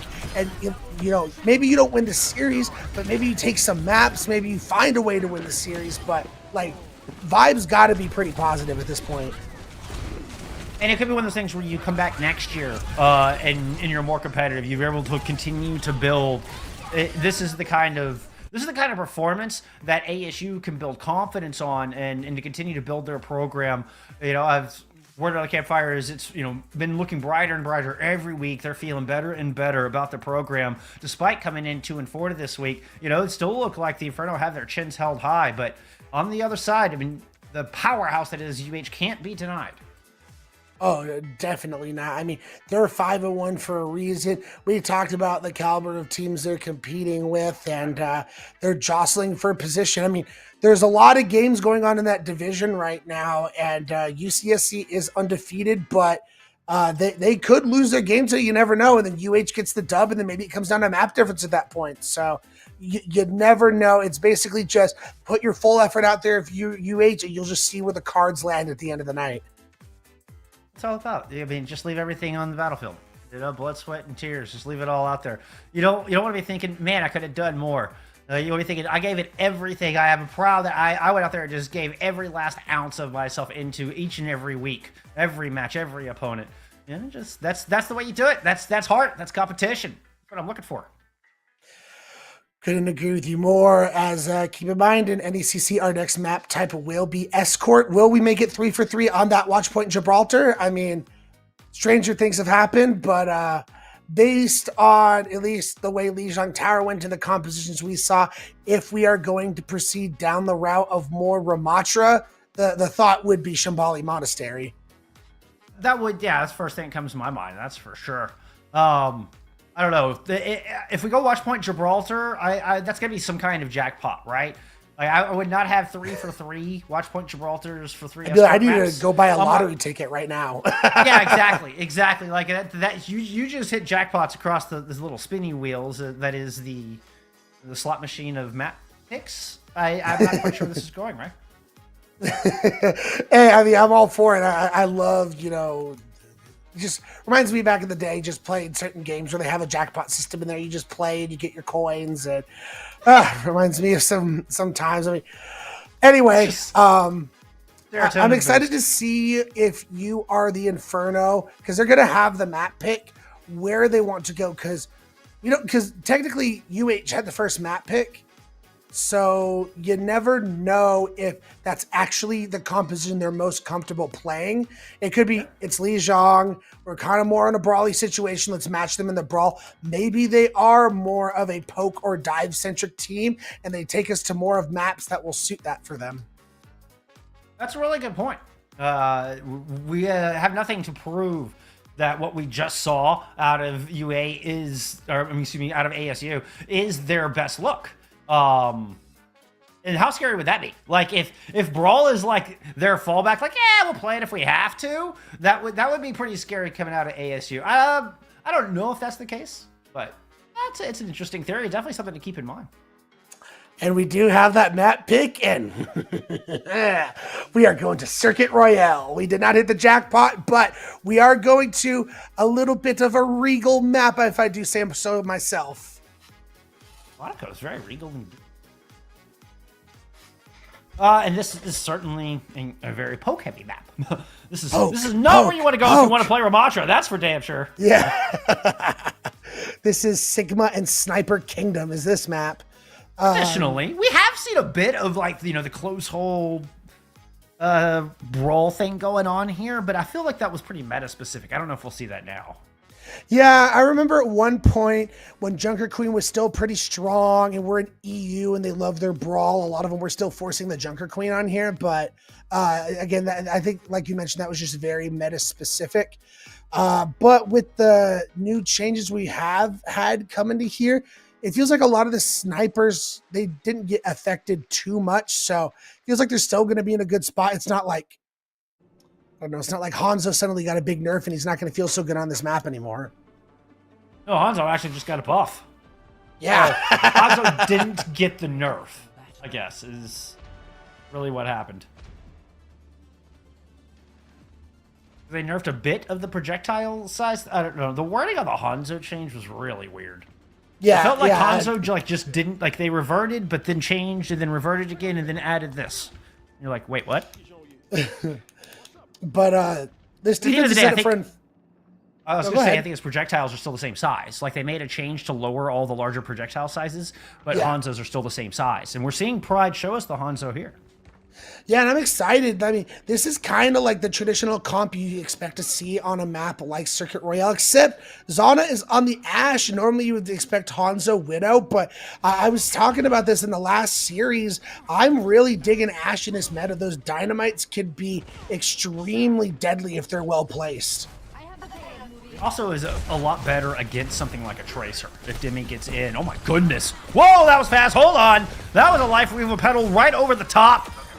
Maybe pulled greetings over? How on earth did they do that? I think I need a replay on that, but from what that looked like to me, they were able to... I think the only way... A Life Weaver pedal doesn't go immediately... Like, you can't just jump from a Life Weaver pedal over, can you? I don't think it goes high enough. I think it'd have to be something where they did the super jump off the Life Weaver pedal and maybe even Dino Lobster grabbed greetings and yeeted them over. Yeah, maybe speed boost, hyper jump off the pedal, maybe? Yeah, and then, that's cool. Get the Life Weaver jump and then pull them over. Yeah, it's crazy as now. Don't forget, if you jump at the top of that Life Weaver pedal, as soon as it hits the top, you get a little extra vertical distance. You do like a super jump. And Pride gets the pick onto Demi, so this is a good position for Inferno now to be in, as they can much hold these defensive positions and take their angles now. Yeah, this is where we really get into the meat and potatoes of this point A. Skawalef has already found someone. That's the problem with running the Ashe, is you can get outscoped, outranged by a Widowmaker who can still one-tap you. And Joanna got the business into that. Still, Nova has a Discord Orb, taking a lot of damage, and that is going to be the cap right there. This composition from UH is very interesting, because you don't normally expect a Ramatra on a map like this, but they're basically playing... you know, the heroes you would play with a Poke, which is a Widow, the Baptiste, and the Zen. And then they're just having Demi, who's now going to go over to the Hanzo. So they're basically playing Poke without the Sigma. They're like, listen, we're just gonna run it down main with our Ramatra, and we're just gonna get in front of your Sig's face, and you're not gonna be able to do anything about it because our snipers are just gonna hit shots. It is very strange. Because the Zenyatta is there to complement your 2 DPS, but the BAP is there to kind of help with the brawly aspect of the Ramatra. And a lot of that was just based on the cheeky play they came out with out of the gate. They were able to cover so much ground that they made the Ramatra work. They kind of cheated the map a little bit. Not in a legal way, but in a how you approach the fight kind of way. Transcendence now out here from UH, and they're going to fight a kill on the Pride of the back of it, who really wanted to use that Dragon Strike, but stuck around a little too long looking for the perfect opportunity. What caused that Transcendence? Oh, yeah. Annihilation? I don't even know what the Annihilation was. But they basically mitigated it with the window. But the Annihilation was like 5 miles away and no limit transed. All right, I mean, this fight's still going. My mind just, like, I'm baffled at that. The defense is actually winning this out. Nova is able to kind of hunt down Greetings over in that little awkward area around the pillar, left-hand side from the defensive angle, and that was that. It was so funny when you had that moment of silence when you were trying to think that out, Jeff. It kind of made me think, the old dial-up noises. Yeah, no, my brain just did that. My brain just hit error 404. All right, like. Oh man! And now Inferno for this defensive setup. I think Bob has been a really good ultimate in this meta. Time and time again, we've seen some big Bobs hit the right position and are able to just put on that damage because they also are able to apply that healing minus 15%. They are now. They weren't before Tuesday. But yeah, turrets of all kinds now apply the DPS passive. Hello there, Jimmy. Looking for a shot here. Going up against Zoena on the high ground. Oh, that's up against Pride, actually. What is Zoena? These long distance snipes. Oh, can really change the time of fight in an instant. But Greetings is able to find Nova on the front line, so DPS of the Inferno just have to back up and relinquish the space. But the thing is, yes, they're getting progress here. Oh, that's going to be bad. The BAP goes down. I was going to say you can commit Bob into this fight, but without your Baptiste, you're probably not going to be able to win that fight. Oh, they're going to do it. Yeah, Bob's not going to let. Wow! Bob barely even stopped before that they were just banished to the ether. Dragon's on this point as well, and there's 2 points on the board here for Houston. And these ults just feel like too little too late coming out of Inferno. I feel like you would have been better spent keeping those ults for the next fight. And now they're going to be able to push this issue and push this high ground as they're on the Sigma now too. So it's going to make the job for Demi that much easier on the Hanzo as Skywafi can just go on these flanks as Sombra and go after these snipers. Just appeared right behind Pride. Pride landed a bunch of those storm arrows, and Zeus is able to fight Skywolf before they translocate back in. Prophetic Fox here from the defense. And Lobster is able to top everybody off after the 50% damage comes through, but both DPS absent here from the attacking Houston. And just look at these ultimates, however, that UH have been stockpiling. They're going to be able to throw a lot. I mean, this EMP could go extremely strong. The only thing is with the nature of poke, I mean, Skywalk goes down, but nature of poke, you tend to play separated. So it's going to be tough to get advantage, but it's got to be you go to the EMP on top of the Zen and try and kill him before Transcendence comes out. If Inferno can pick him out of that. Whoop, they pick out Dino Lobster from the pack. Everybody just shot Dino Lobster in the head simultaneously. What a good call. Heals onto the Sigma down low as Nova pushes out past their little hidey hole, puts some pressure on to Greetings. Besides, they've had enough. Falls back to their own corner. And again, it's just Inferno's doing a great job of playing this high ground. And I mean, look at Skywalker set up, ready for UH to take advantage of this, taking this high ground away. They don't hit no limit with the EMP. The Flux lifted no limit out of the EMP range. The Transcendence goes off. Still Zoena goes down. But that is not how UH wanted this to go. This is supposed to be a lot cleaner than that. Pride with 2 health at the back of the pack as Nova's shield breaks and they're just standing out in the middle of the open. Pride throws in that drag. It's perfectly timed right as the Ant Matrix comes out from University of Houston. Still the Inferno, they must respect the double damage, hide around the corner for the moment. Hands are out for Nova, and they're able to push forward with a little bit of green health that they gained from that, and are really close to their own Gravitic Flux. That's an early Transcendence as well. This is a good sign. Nova is smiling ear to ear right now. Here comes the Flux. It only got 1, but that might be enough if they can secure this kill onto Greetings. Both of those land. That's another good volley. Greetings is still alive and well, somehow. Fufi gets 1 kill. Fufi has Nova caught in a corner. What a Zenyatta. You have got to be kidding me. That was insane. Just making plays time and time again is Fufi. It was amazing how they were able to survive in that room for that long with the amount of damage going on. I'm blown away. Nova eventually hunts him down, returning on a Diva. Which, I mean, it's felt like made that swap specifically so that they could take care of the Zenyatta. Oh, and getting a late stagger onto Skawalfi is going to be absolutely devastating. I don't know if they're not going to be able to get a full fight. They might get a touch, but not to take a full fight. They get the touch in. Off the wall, Fufi gets popped by Zoana, and that was the last chance to try to keep the overtime going. So, but despite an incredible push through the majority of the map, an incredible stop here from ASU, building a wall in the hotel. Yeah, making some nice swaps to really make things happen, and when things counted, they made the plays they needed to.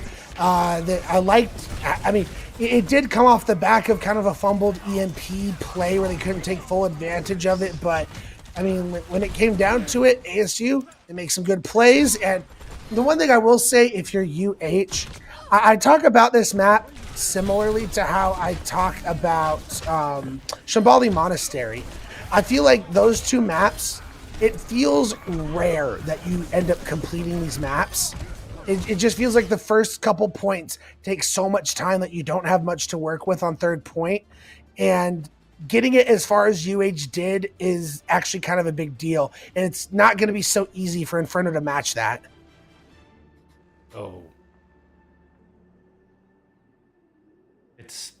It can be very, very tough to push around this first corner. I mean, that's why we saw Houston come out with the wild set play that they did, because they know a defense can easily eat up so much time off the clock, just keeping you pressed down with snipers from a distance. Although, Houston do not look to be taking that approach on their own defense.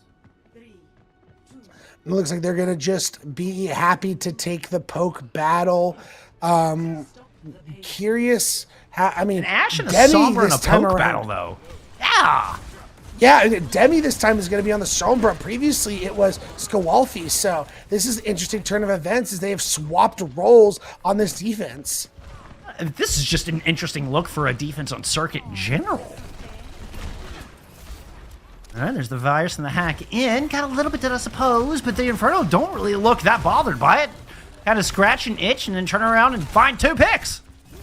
Yeah, talk about perplexing. I mean, they're kind of just getting ran over at this point. And all this cart progress, I mean, you're really only going to get one more good fight out of this first point if you're UH.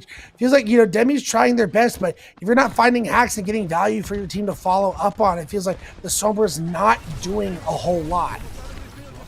When we talk about how UH just needed to eat time off the clock and how much a double sniper setup can just buy so much time in point A, and UH come out with this bizarre look, and it has not worked at all.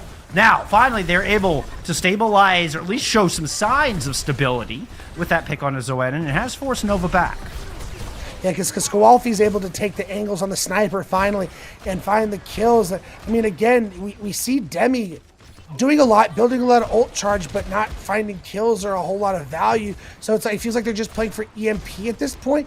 And, you know, maybe they make something happen with it, but Demi goes down.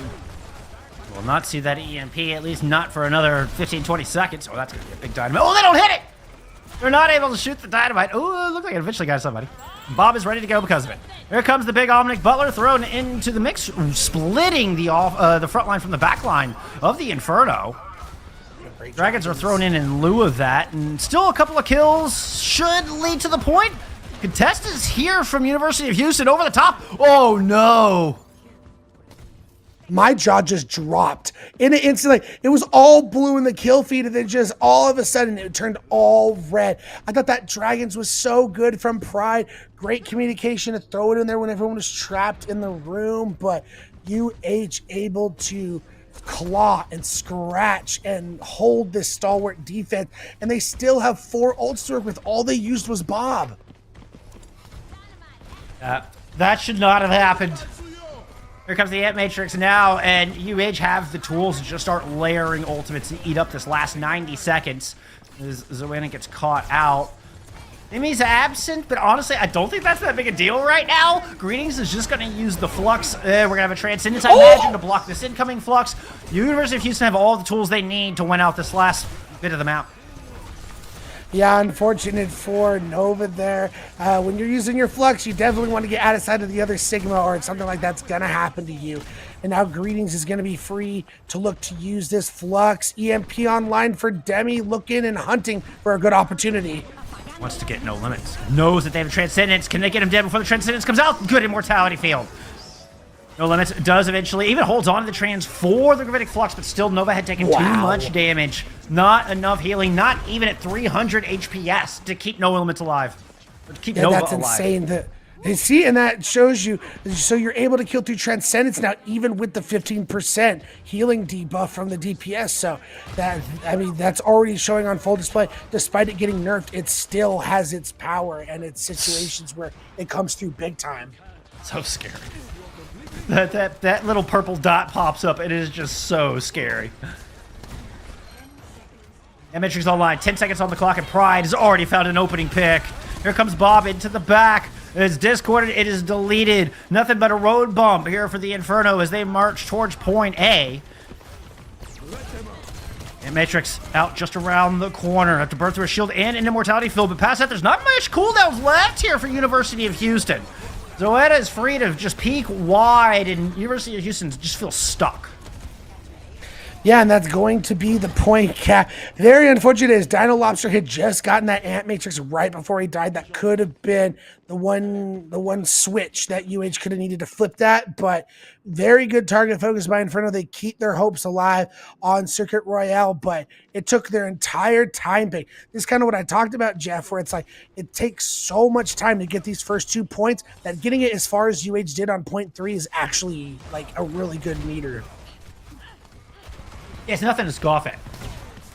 It's quite, very, very good progress, as a matter of fact. It's going to be tough for the Inferno to match, especially with these double support ults coming online here. I expected Dino Lobster just to turn and use that immediately.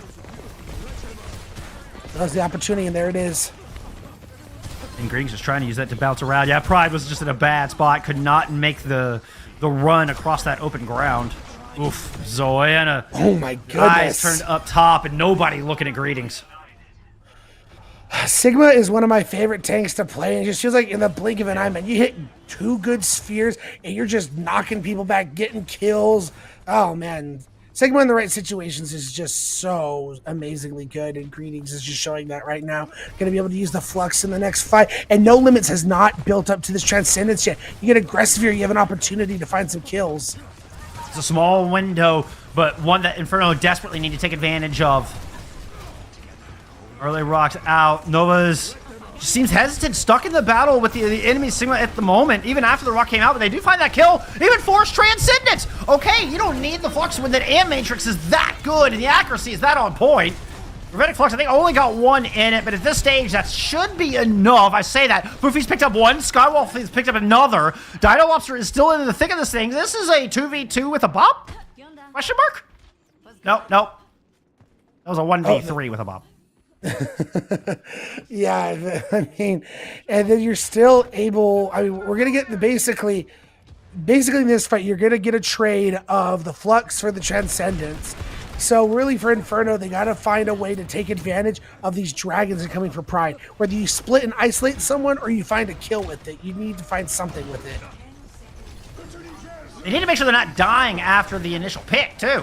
Feels like ASU starts off some of these fights so good, and yet they kind of lose focus in the middle. So here we go. Pick on a Dino Lobster. Can Inferno keep it clean through this overtime? They've got a cap to put some time on the clock. Keep it going. Demi's going to fall as well. So far, Inferno are looking squeaky. Nova's going to go ahead and push up and keep pressure, forcing Greetings all the way back inside Hotel.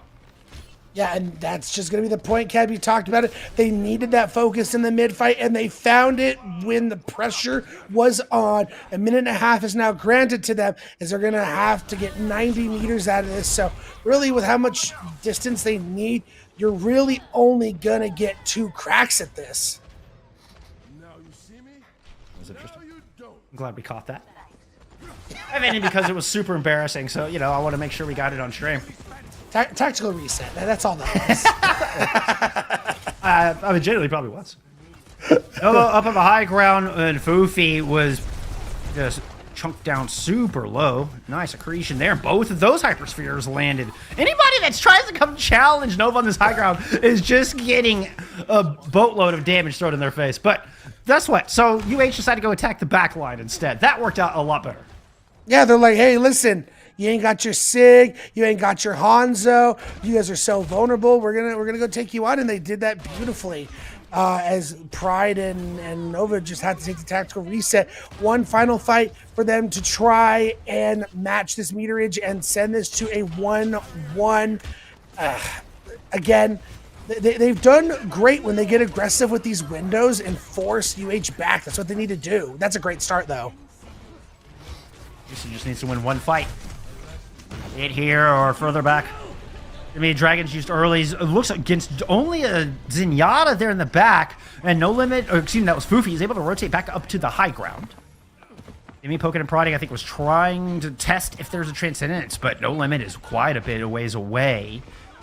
An opportune time here with the bomb. Are we going to get the EMP with it? There it is. That finds 3. Attention turn to the supports inside. No Limit gets mowed down here from Demi, and that will be that.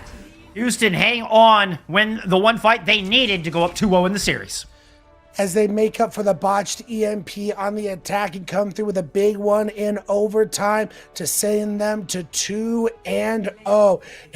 And once again, Jeff, I find myself being like, man, ASU is making this close. They're making Houston have to be in a dogfight. Like, this has, like, to me, this is just very promising coming out of ASU and bodes well, as you mentioned, for their future, whether it be for the future of the series or for future seasons in NECC. I mean, the fact that UH were able to get a retake 3v5, I mean, that, like I said, that shouldn't have happened. If that doesn't happen, if ASU stays clean in that particular fight, we're looking at a 1-1 scoreline. I have no doubt. We said the Inferno have been feeling better and better week in and week out. Let's see how they feel map in, map out. When we come back, it's Flashpoint, and one last chance for the Inferno to bring it back. We'll see you there in map 3 when NECC returns.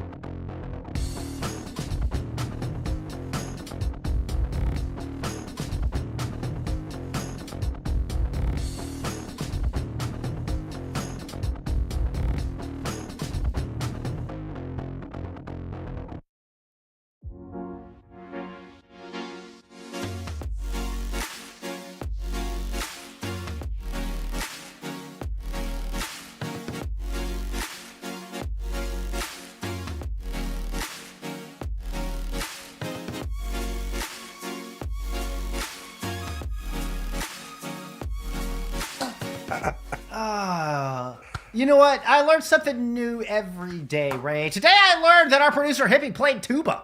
There you go. I also learned that, well, University of Houston are a pretty damn good Overwatch squad. They have been flawless so far here through our first 2 maps.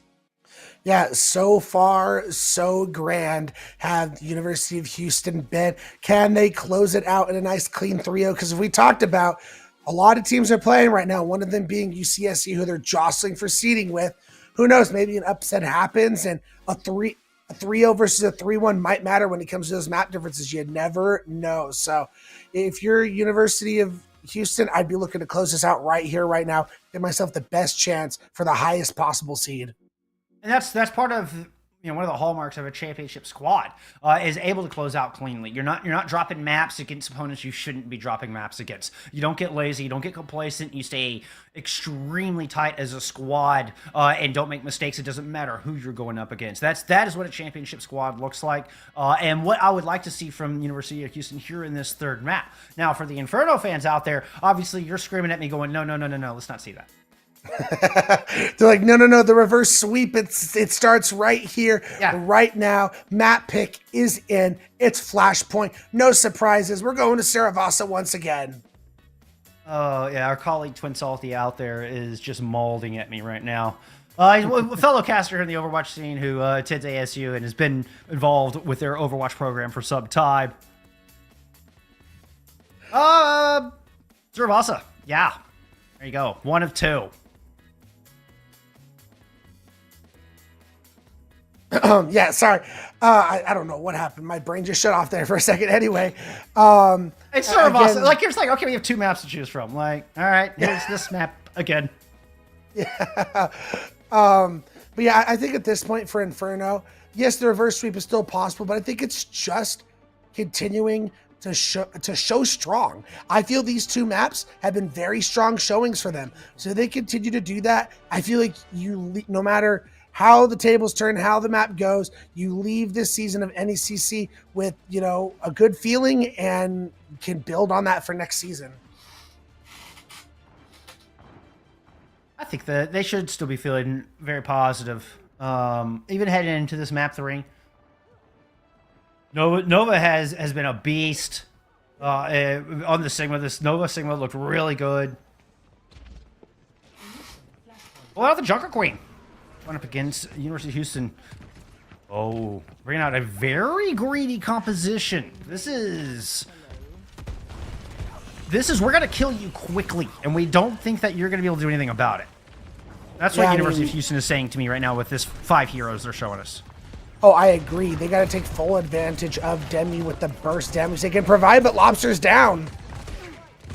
And that's part of the problem with this comp.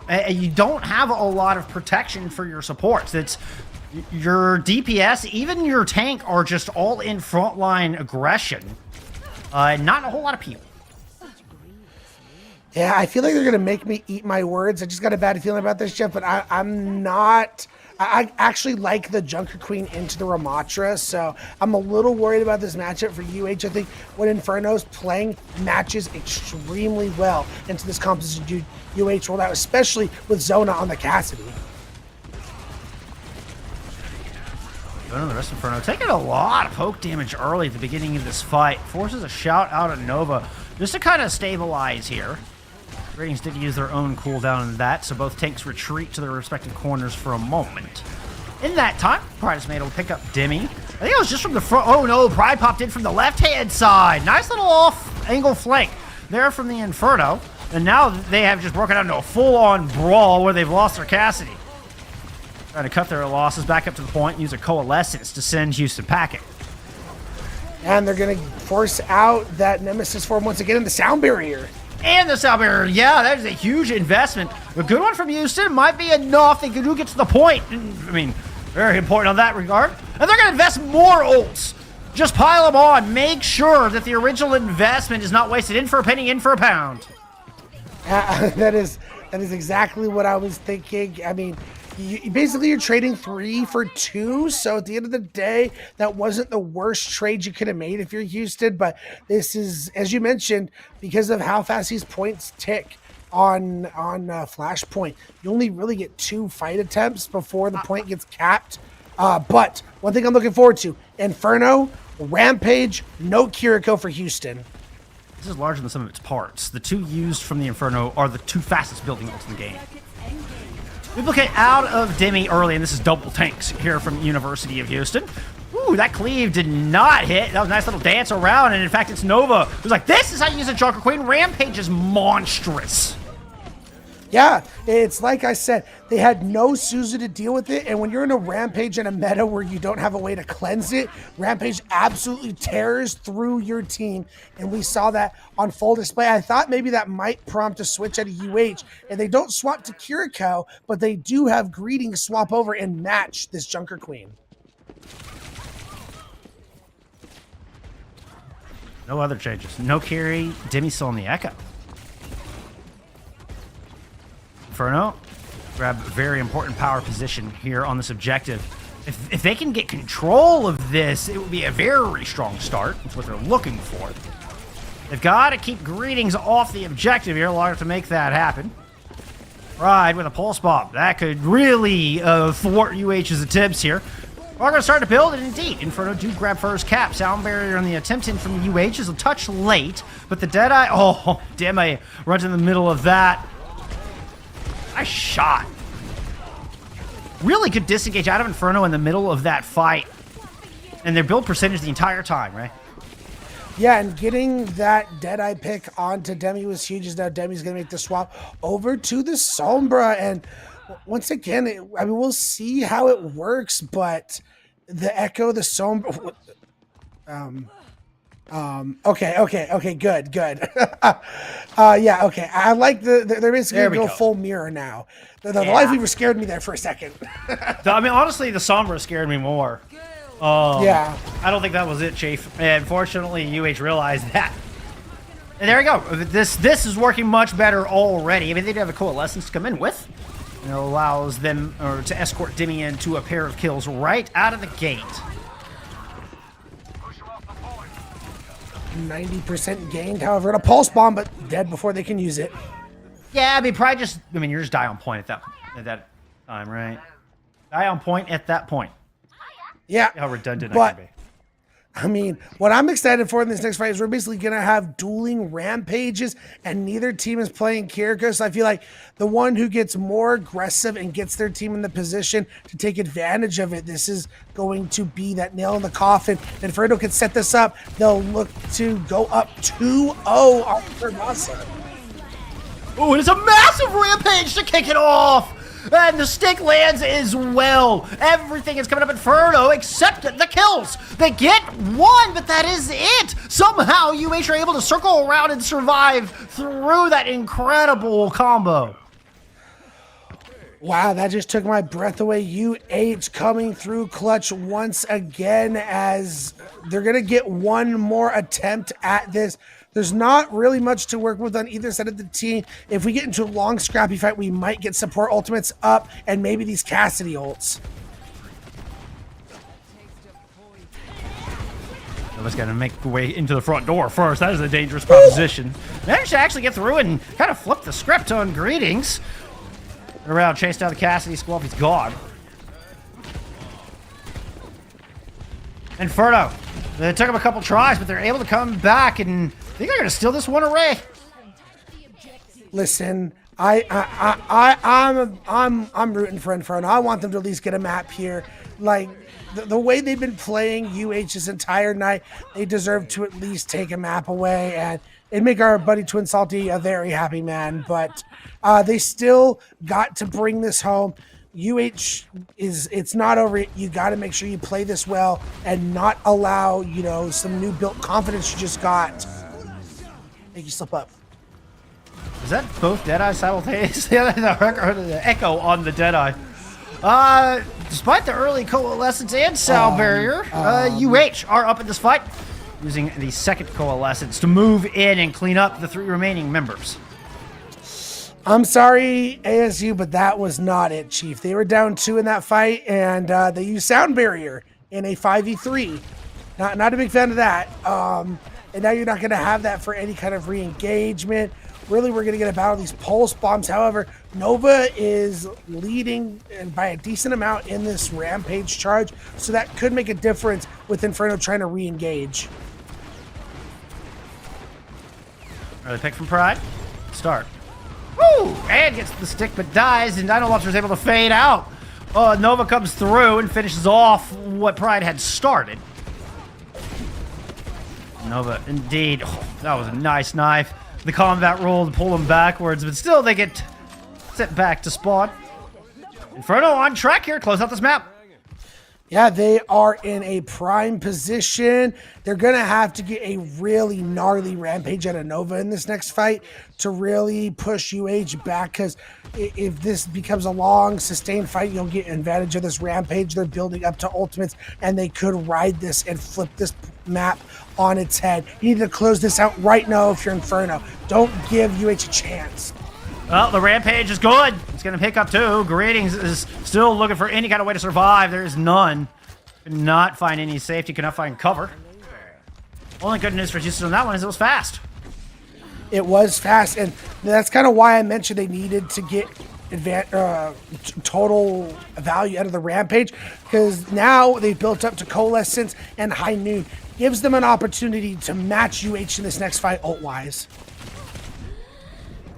Another duel. Pride was able to win it out in the last fight and ended up being instrumental. Maybe that Deadeye from Skull to start it off. Oh, and the Coalescence can't really get value because it has to wait out the Deadeye. Now it's the later Deadeye from Inferno off the high ground. Down barrier fading here from Foofy. Everybody hides behind the oh my goodness. Everybody hiding. It was just easy pickings for Pride. They're all bunched up in a little bowl. Pride just throws in a pulse and suddenly everybody's won. And I think that's it, Volskog. We have seen it. We have seen it happen. Inferno takes a map, makes this a series, starts the reverse sweep. And man, nothing against Houston, but this feels good. It feels good if you're an Inferno fan, that's for sure. It's first ASU squad to get a map win on the board tonight. You know, and we're talking about UH needing to close this out clean, but they just can't do it. ASU punching above their weight class here in the 2-4 squad. Taking a map off of the 5-1 UH Premier. You know, you talk about them needing to finish this map in this series, finish it cleanly. That was pretty much the opposite of finishing it cleanly. They got absolutely floored on that map, 3-0 on Suravasa. So I think Inferno, they got this newfound confidence. Like I said, the reverse sweep could be, you know, on the rise. The stonks for ASU are feeling much on the rise right now. And Nova on this Junker Queen looks fantastic. You know, I thought Nova had been looking good before. I was highlighting him at the start of this map. Man, that opinion is twofold, tenfold. Now that I saw this performance of Suravasa and this Junker Queen, the rampages, every single one of them seemed to be just fight winning. At the very least, have high impact. If they weren't able to turn them around, it was because of some incredible heroics out of UH. Yeah, and to me, you found the magic composition. You found the money. You know what you can do to match up against them. So going forward in this series, if you are the side of UH, you're looking to take them to maps where that can't really be played as well. And if you are ASU, I feel like you just play this composition. It's the one composition where you've been able to really beat them at. I think the one issue you're facing if you are UH is a push. Junker Queen's pretty much fine to run on any of those push maps. Yep. Yeah, she's good on all of them. I think the least favorable is probably Coliseo. Maybe you could argue Esperanza. Maybe. I don't know. I think Junker Queen's just good on all three of them, frankly. Yeah. I don't think, like, if I came into any of those maps and I'm like, I'm going to play Junker Queen, like, it wouldn't be like you're in comp and they'd be like, you're throwing, get off that hero. Like, no, exactly. She's gonna. No. You're on push. JQ is, speed is key here. Rotation is so important on this map, even more than Flashpoint, I think. Your rotations and your timing on push, if you can control those very important high grounds, then you're going to win the map more often than not. And the speed of a Lucio and the speed of a Junker Queen goes a long way in that. Yeah, like for example, not to look too much further into this series, but let's just say hybrid was the next map choice. It's not like you could be UH and be like, let's just go to Numbani, because Numbani's like, you play dive on Numbani. That's just kind of how it is. But you have an opportunity where you could be like, let's take away that Junker Queen. Not on push. We have the map choice, and it is Esperanza.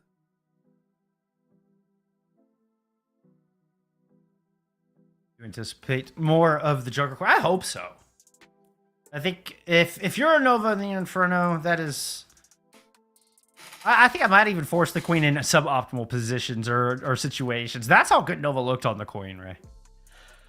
Oh, I agree 100%. And think about this little nugget here for a second, Jeff. Remember when, we're on circuit and the map ends and you're like, man, if they just don't let UH come back in that 3v5, we'd be looking at a 1-1 series. ASU could be up 2-1 on the 5-1 UH right now. Yeah, it really was just a fluke retake. I mean, a damn heroic retake. That was, I think it was just Demi and the two supports that were alive when they jump off the top rope at Circuit Royale to contest all 5 players on the bottom of point A, and they win that out. Like, come on. I tell you, if I say you've got your 2 supports and 1 DPS, you're going to jump off the top ropes of Circuit and contest this point A against all 5 of your opposition. How many times out of 10 do you think you win that, Ray? Maybe 1. I mean, that is a big maybe. Yeah, that's a big maybe. Like, I'm being generous with 1. Well, that's enough about the past. Let's talk about the future. Surprisingly, I'm just shocked. I mean, we'll see when the bells ring, but Inferno, okay. Yeah, they're going to go Diva. I thought this would have been a perfect prime time position to go Junker Queen, especially matched up against this Ramatra. We saw how well the Junker Queen matched up against it on the last map. I think part of that is the meta of this map. I think more and more teams are starting to value this high ground. Look at that immediately. Nova goes up here. UH takes the stairs to claim it for their own. And it's these 2 bridges have become the absolute focal point of the majority of team fights. And so Diva being able to fly up there and back at will, I think could be a huge advantage here and what the Inferno are counting on to try to take over these power positions. However, Inferno already has the power position on the cart. Yes, UH has the bridge, but are they going to be able to take advantage of having control of the bridge? I was trying to fly up and dislodge him. It just needs way too much. They did fall on the outside, so Inferno can keep all their attention forward on this Ramatra. Don't have to worry about a Tracer on the flank. Mortality Field keeping Greetings alive through that onslaught of damage. The bot has moved underneath the bridge, so Greetings is going to go drop and, well, say hello to the ASU squad. Oh, Nova, I don't know if you're going to make it out of that one. That was deep. Yeah, that was a little overzealous. If you're Nova on that Diva, you're going to get demected, and that's just going to have to be a reset. You're not going to be able to continue to take this fight with your tank down, and the entirety of UH being there is, I think, Inferno's doing the right thing and backing up and at least forfeiting a little bit of space. And that is exactly the right thing to do on push. Feel like the bot goes these short little micro distances between team fights. Pride with the pulse bomb, and a lot of people, stuck in a tiny room. Might have tried to get him up into the stairwell, but Pride throws it early. Doesn't get anything with it. Rotating up to the high ground, Skawala drops down with the Deadeye. Got Zusa low, finds that kill. Important start here, and the best that UH has looked on this map. Yeah, I mean, but Inferno's already bought themselves 30 meters. You do get Nova, so this is going to be an opportunity for UH to really return the favor and try and gain a lot of distance. Yeah, I mean, I feel like at that point you might have just tried to cut out if you're Pride or die fast. Like, those are only 2 options. Be able to die fast, but I think quickly in the blink of an eye, UH is going to match this distance pretty quickly. Yeah, they should tie, if not surpass the distance on this push. Although, yeah, they're sitting up on the high ground. Inferno rushes out through the stairwell. He's not able to slow them down at all in that regard. Ant Matrix does force ASU back down, and they have to just hang out in this corner. And double damage hitting them from either side they try to emerge from. They decide to go back up to the high ground. Cart did not make it to the same distance that ASU has, as Zoanna tried to push forward with the Deadeye using the rush. But with Transcendence there, UH stand tall. They do not give up this precious space. Goofy finally forced down as Zusa invests a Kitsune rush of their own. Yeah, and there's that precious lead we talked about for UH. Really coming back as Greetings finds 2. I felt like this one was going the other way, but I think Nova kind of pushed too far looking for that final kill, and it left him vulnerable. Yeah, as immediately they're getting off the Kiriko and they're going to have Zusa go over to the Moira. A lot more burst heals available versus that Kiriko. Are they going to get the oh man, they get the forward spawns unlocked. That's so important on a game mode like Push, because now if you're Inferno, if you're ever trying to gain any kind of cart distance, you're going to have to win 2 consecutive fights. Yeah, you got that 10, 12-second stall already done and out of the way for Houston. Ooh, the stick onto the Deadeye, the Immortality Field to keep it alive and keep the ultimate going. Pride eventually punished for that aggressive play. Koala can just sit up high with Fufi and continue to rain down damage and hell onto the ASU squad. I feel like we haven't talked about Fufi enough. On this Zenyatta, they have been a sniper and just time and time again putting so much pressure onto Pride.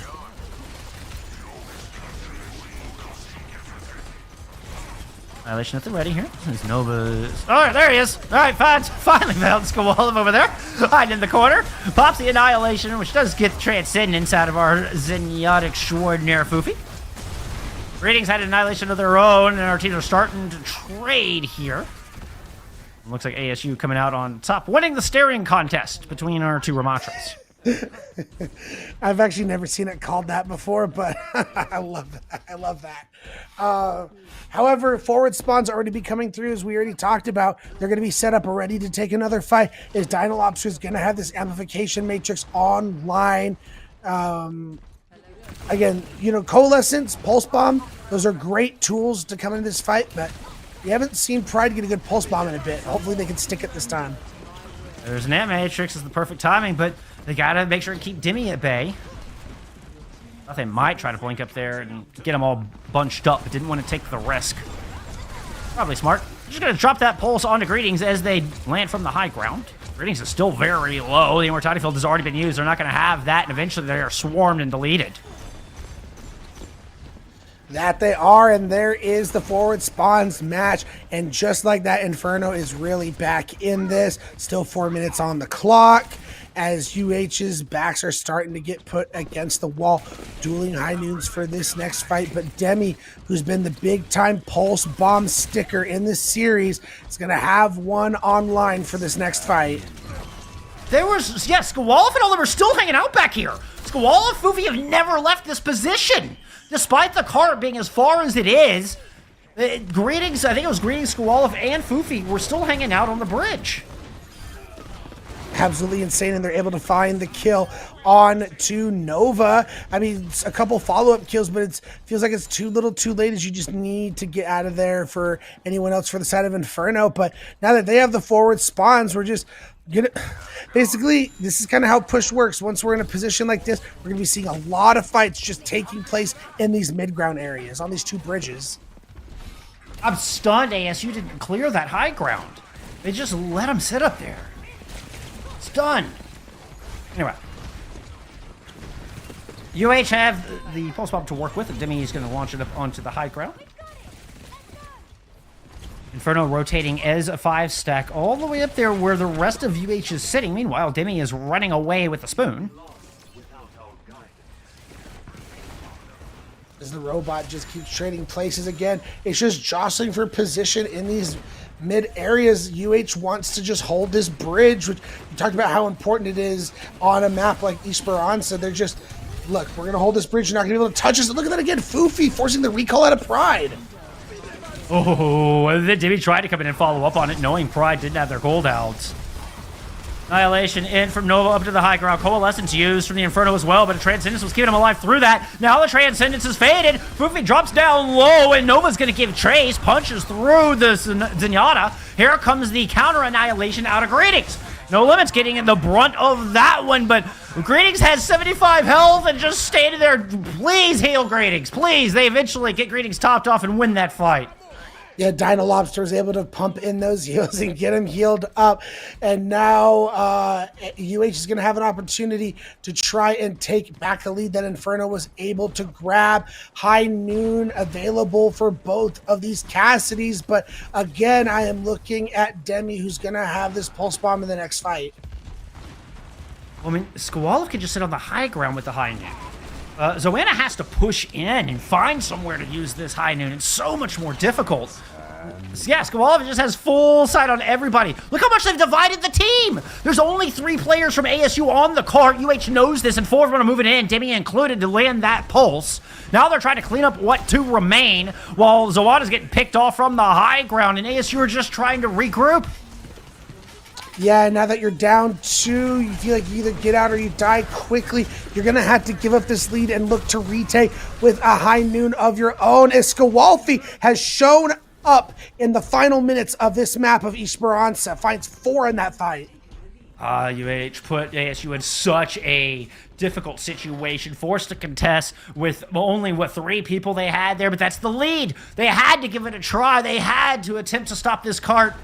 Now there's nothing in the bank here from nearly either side. So Zoanna does still hold on to that Deadeye, and No Limits finds a kill, so they get the bot for free here.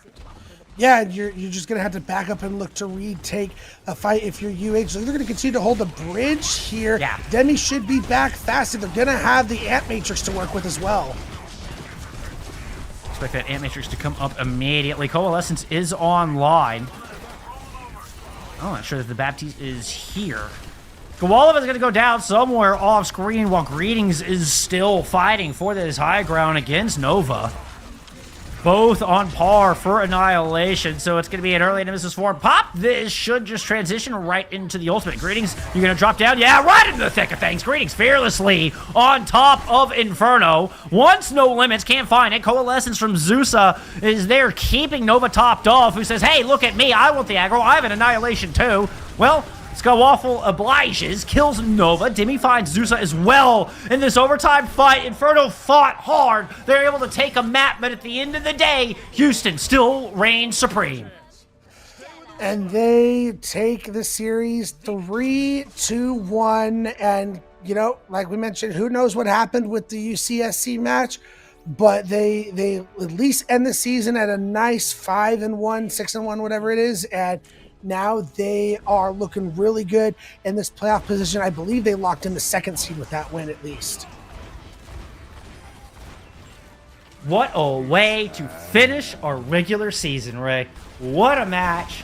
Underdogs punching above their weight class, performing well, top tier school, really making their name. A top tier school that maybe very few people have been keeping an eye on, or, have really made a blip on many people's radar in the collegiate Overwatch scene. But Houston are here to make a stamp, to punch their way into that top 20. And I think witnessing both these squads today, it was just the perfect closure for it's been a wonderful spring 24 regular season.